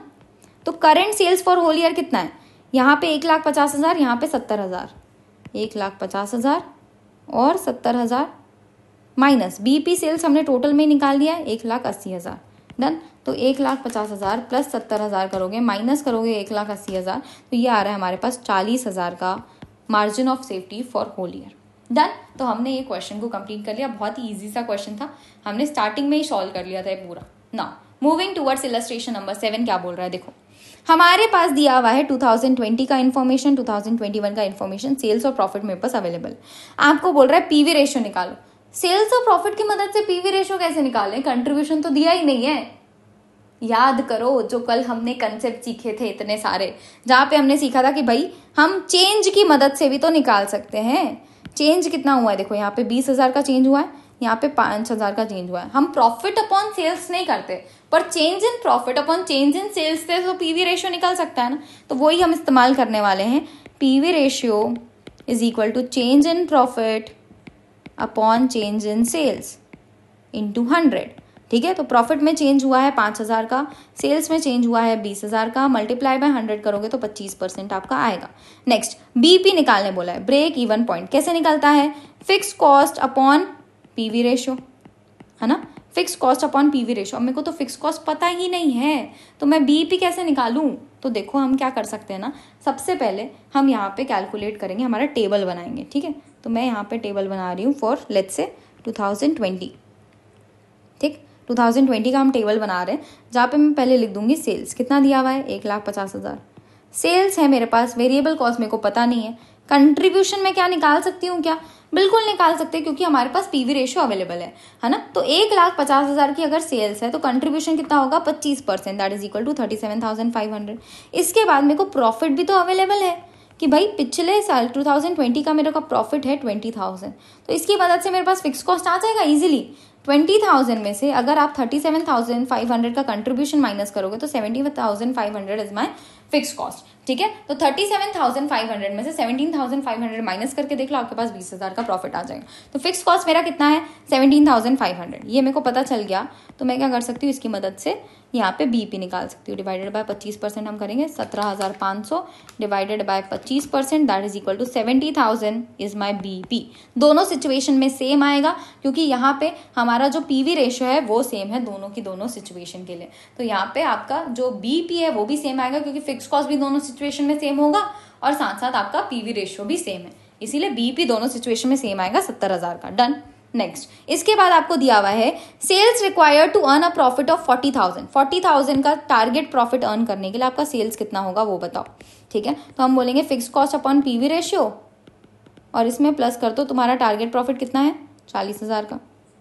ठीक, तो 17,500 divided by 25% plus 40,000, 17,500 plus 40,000 divided by 25% is equal to 2,30,000 is my sales, जब मैं अर्न कर पाऊंगी 40,000 का प्रॉफिट। तो ये हो गया मेरा थर्ड क्वेश्चन सॉल्व। फोर्थ में बोल रहा है प्रॉफिट व्हेन सेल्स आर 2,50,000। अब मेरे को क्या दिया हुआ है पता है, अब मेरे को सेल्स दिया हुआ है कि भाई सेल्स 2,50,000 है। अब मेरे को बताना है कि सेल्स 2,50,000 होगी तो उसमें मेरा प्रॉफिट कितना होगा। ठीक है, तो यही सेम फॉर्मूला हम इस्तेमाल करेंगे, और इसकी मदद से ये प्रॉफिट निकालेंगे। ठीक है, सेल्स मेरे पास अवेलेबल है, fix cost upon PV ratio plus target profit मैं यहाँ पे करूंगी।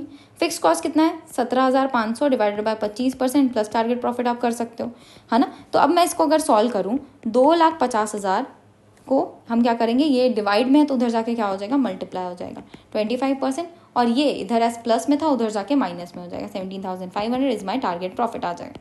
ठीक, देखो 2,50,000 का 25% कितना होता है 62,500 minus 17,500 is equal to target profit. So 62,500 minus 17,500 that is equal to target profit मेरा आ रहा है 45,000 का। डन। सो फोर्थ क्वेश्चन हमने सॉल्व कर लिया। नेक्स्ट फिफ्थ क्वेश्चन में आपसे पूछ रहा है margin of safety at a profit of 50,000। 50,000 का जब मेरे को प्रॉफिट हो रहा है तो उस केस में कितना मार्जिन ऑफ सेफ्टी है मेरा। अगर प्रॉफिट आपको 50,000 का हो रहा है तो मार्जिन ऑफ सेफ्टी कैसे निकलता है। देखो, मार्जिन ऑफ सेफ्टी निकालने के लिए हम बोलेंगे कि भाई मार्जिन ऑफ सेफ्टी निकालने के लिए हम क्या फॉर्मूला इस्तेमाल करते हैं वो सोचो। हम फॉर्मूला इस्तेमाल करते हैं कि भाई करंट सेल्स कितनी है वो बता दो, और करंट सेल्स में से हम हमारी बीपी की सेल्स को माइनस कर देते हैं। पर एज मेरे पास current sales BP sales available नहीं है, मेरे पास सिर्फ एक चीज अवेलेबल है कि भाई प्रॉफिट मेरा 2,50,000 का है, तो उस केस में मार्जिन ऑफ सेफ्टी कितनी होगी। तो ये फॉर्मूला तो इस्तेमाल नहीं कर सकते, तो हम क्या करते हैं ना, इसी फॉर्मूला को थोड़ा और तोड़ते हैं। देखो, करंट सेल्स तो करंट सेल्स ही रहेगा, बीपी सेल्स को आप क्या लिख सकते हो, fix cost upon PV ratio लिख सकते हैं बीपी सेल्स को, तो वही मैंने लिख दिया। अब पीवी रेशियो यहाँ पे है तो मैं दोनों के नीचे कॉमन पीवी रेशियो ले लूंगी।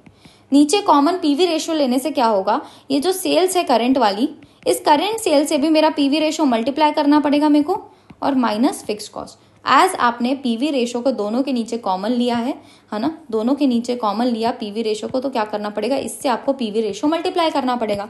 तो वो मैंने किया। तो बताओ, जब सेल्स को पीवी रेशियो से मल्टीप्लाई करते हैं तो मेरे पास क्या आ जाता है, मेरे पास कंट्रीब्यूशन आ जाता है। ठीक है, सो कंट्रीब्यूशन हो गया माइनस फिक्स कॉस्ट हो गया अपॉन पीवी रेशियो हो गया। ठीक है, कंट्रीब्यूशन माइनस फिक्स कॉस्ट क्या होता है, कंट्रीब्यूशन में से जब फिक्स कॉस्ट माइनस करते हो तो हमारे पास आ जाता है प्रॉफिट, और प्रॉफिट अपॉन पीवी रेशियो मेरे पास एक नया फॉर्मूला बन गया ऑफ मार्जिन ऑफ सेफ्टी। तो हमने आज एक नया फॉर्मूला सीख लिया ऑफ मार्जिन ऑफ सेफ्टी, क्या होता है, profit upon PV ratio. As question में मेरे को क्या दिया हुआ था, प्रॉफिट दिया हुआ था 50,000 का, तो 50,000 का प्रॉफिट मैं यहाँ पे लूंगी। पीवी रेशियो कितना है, पीवी रेशियो हमने पहले निकाल लिया था कि भाई 25% का पीवी रेशियो है, तो 50,000 डिवाइडेड बाय 25% करोगे तो ये आ जाएगा आपके पास 2 लाख रुपए is my margin of safety. Done. इसके बाद नेक्स्ट क्वेश्चन देखो क्या बोल रहा है, variable cost for the 2 periods. दोनों पीरियड का 2020 का 2021 का आपको वेरिएबल कॉस्ट निकालना है। ठीक है, सेल्स हमको कितना दिया हुआ है, 1,50,000 दिया हुआ है फर्स्ट वाले में, और नेक्स्ट वाली सिचुएशन में मेरे को दिया हुआ है 1,70,000। ठीक है, अब मेरे को क्या पता है इनके बारे में, मेरे को एक ही चीज पता है कि भाई कंट्रीब्यूशन का जो रेशियो है वो 25% है ना। तो 1,50,000 का मैं कंट्रीब्यूशन निकालूं 25%, दैट इज इक्वल टू 37,500, और यहाँ पे अगर आप कंट्रीब्यूशन निकालोगे 1,70,000 का 25%, दैट इज इक्वल टू 42,500। अगर आपको कंट्रीब्यूशन पता है तो हम क्या करेंगे, सेल्स में से कंट्रीब्यूशन को माइनस कर लेंगे, मेरे पास क्या आ जाएगा, variable cost 1,50,000 minus 37,500 that is equal to 1,12,500 is my variable cost. And next situation में 1,70,000 माइनस 42,500, यहाँ पे 1,27,500 is my variable cost. Done. तो दोनों सिचुएशन में हमने वेरिएबल कॉस्ट निकाल लिया। बहुत ही सिंपल सा क्वेश्चन है, अगर आपको फॉर्मूला पता है ना तो आप ऐसे वाले क्वेश्चन तो ऐसे चुटकियों में कर लोगे जैसे हमने अभी कर लिया। ठीक है ना। Next moving towards illustration number 5, देखो क्या बोल रहे हैं। एक फैक्ट्री है जो कि करेंटली 40% कैपेसिटी पे काम कर रही है और 10,000 यूनिट्स बना रही है। एट 50% कैपेसिटी आपका सेलिंग प्राइस 3% से गिर जाएगा। एट 90% कैपेसिटी आपका सेलिंग प्राइस 5% से गिर जाएगा, accompanied by similar fall in prices of raw material. Now most important part, 50% जब कैपेसिटी आपकी होगी ना तो आपका सेलिंग प्राइस 3% से गिर रहा है बस, लेकिन जब आपकी कैपेसिटी 90% हो जाएगी तो सेलिंग प्राइस तो 5% से गिर ही रहा है, लेकिन साथ साथ आपका रॉ मटेरियल का प्राइस भी 5% से गिर रहा है। ठीक है, एस्टिमेट करो profit of the company at 50% and 90% capacity में आपको प्रॉफिट एस्टिमेट करना है। कॉस्ट दिया हुआ है मटेरियल का 10 रुपए, लेबर का 3 रुपए, और ओवरहेड हमको दिया हुआ है 5 रुपए, 60% इसमें से फिक्स्ड है। Selling price per unit is 20 per unit हमको दिया। डन। अब हम क्या करेंगे, यहाँ पे कैलकुलेट करेंगे। सबसे पहले हम देख लेते हैं कितने यूनिट्स हैं हर सिचुएशन में। 40,000 कैपेसिटी में मेरे पास 10,000 यूनिट है, क्वेश्चन में ही दिया हुआ है। अब मेरे को 50% कैपेसिटी के यूनिट निकालने हैं, तो 10,000 यूनिट अगर 40% कैपेसिटी में है तो 50% में क्या होगा, आप 10,000 को 40% से डिवाइड करोगे, 50% से मल्टीप्लाई करोगे। 10,000 divide by 40 multiply by 50 that is equal to 12,500 units. Done. Next, similarly हम यहाँ पे कैलकुलेट कर सकते हैं कि भाई 10,000 यूनिट्स अगर 40% के लिए है तो 90% के लिए क्या होगा, 10,000 divided by 40 multiplied by 90 that is equal to 22,500। Done. Next, इसके बाद मेरे पास क्वेश्चन में क्या दिया हुआ है, मेरे पास क्वेश्चन में बोला गया है कि भाई सेलिंग प्राइस जो है वो 40% कैपेसिटी के लिए कितना है, 20 पर यूनिट, है ना, 20 पर यूनिट। और टोटल कितने यूनिट्स है, 10,000, तो 20 मल्टीप्लाइड बाय 10,000 हम कर लेंगे, 2 लाख आ जाएगा। ठीक, हम क्या करते हैं ना, पहले 40% कैपेसिटी वाली सारी चीज़ें खत्म कर देते हैं, फिर 50 और 90 का बनाते रहेंगे आराम से, है ना। अब मैं यहाँ पे क्या करूँगी, पहले वेरिएबल खर्चों को माइनस कर दूंगी। मटेरियल है, लेबर है और ओवरहेड है। मटेरियल का कितना खर्चा है, 10 रुपये, 3 रुपये। ओवरहेड का मेरे पास 5 रुपये का खर्चा है, जिसमें से 60% फिक्स है, तो 40% क्या होगा, वेरिएबल, तो 40% इज 2 रुपये, है ना। तो 10, 3 और 2 आ रहा है, इसको मैं 10,000 से मल्टीप्लाई कर दूंगी, तो यहाँ आ जाएगा 1 लाख, यहाँ आ जाएगा 30,000 और यहाँ आ जाएगा 20,000। ठीक है, इसके बाद हमारे पास आ जाएगा कंट्रीब्यूशन।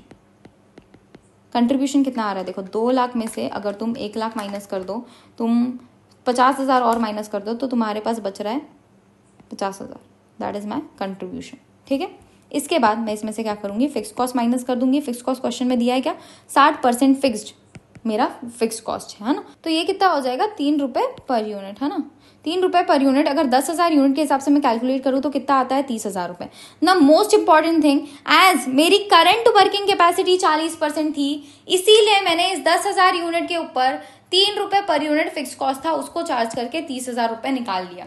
अब क्या अगले बार जाके वापस से 12,500 यूनिट पे मल्टीप्लाई बाय 3 करके मैं वापस से फिक्स कॉस्ट अलग निकालूंगी क्या, बिल्कुल नहीं। एज करंट वर्किंग कैपेसिटी मेरी 40% थी, इसीलिए हमने ये माना कि भाई ये जो पर यूनिट जो खर्चा दिया हुआ है मेरे फिक्स कॉस्ट का, वो करंट वर्किंग कैपेसिटी के हिसाब से ही होगा, और इसीलिए हम इसको 30,000 मान रहे हैं। ठीक है, आगे भी ये 30,000 ही लिखाएगा, चेंज नहीं होगा।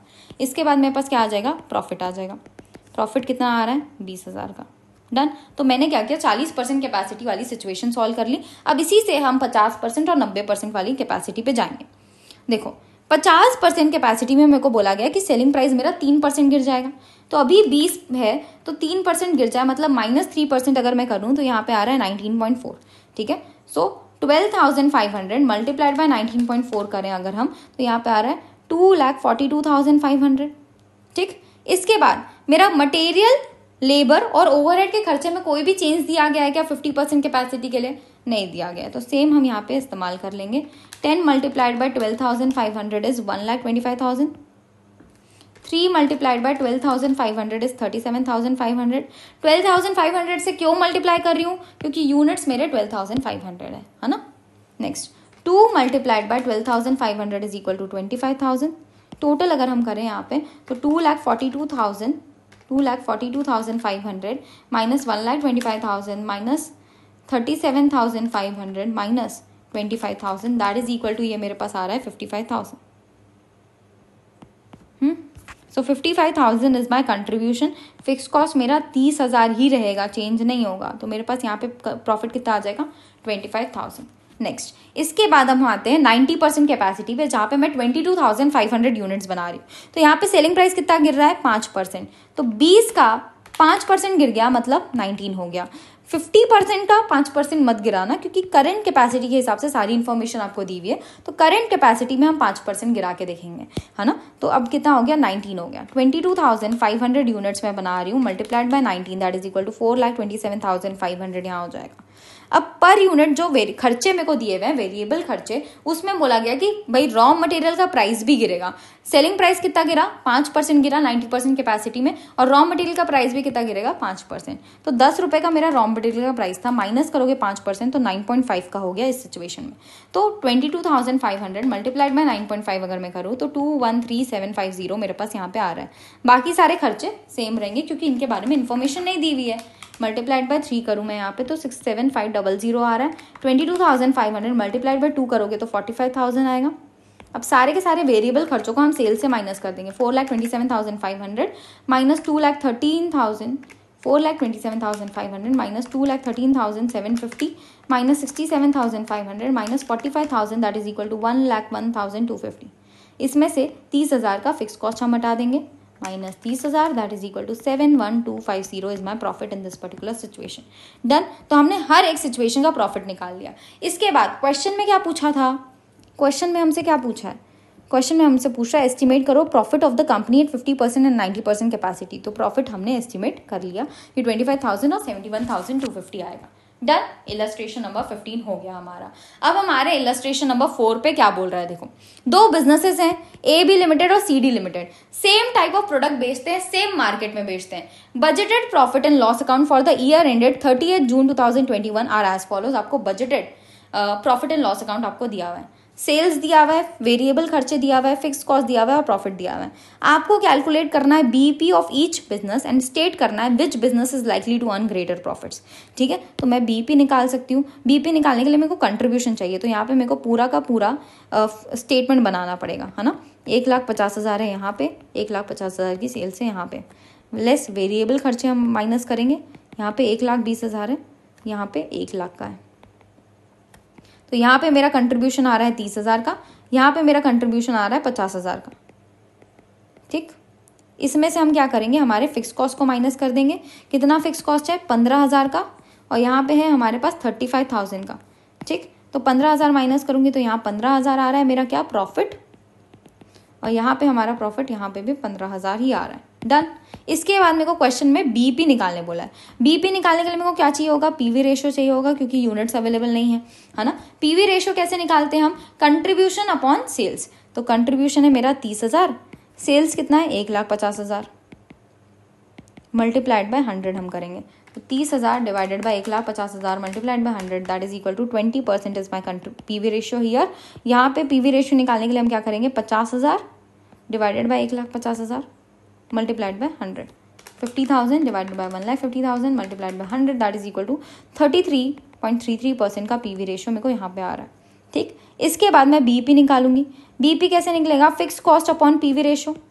फिक्स कॉस्ट कितना है? 15,000, 15,000 है ये, 15,000 डिवाइडेड बाय पीवी रेशियो कितना है? 20%। और यहाँ पे हमारा फिक्स कॉस्ट कितना है? 35,000 डिवाइडेड बाय पीवी रेशियो कितना है? 33.33%।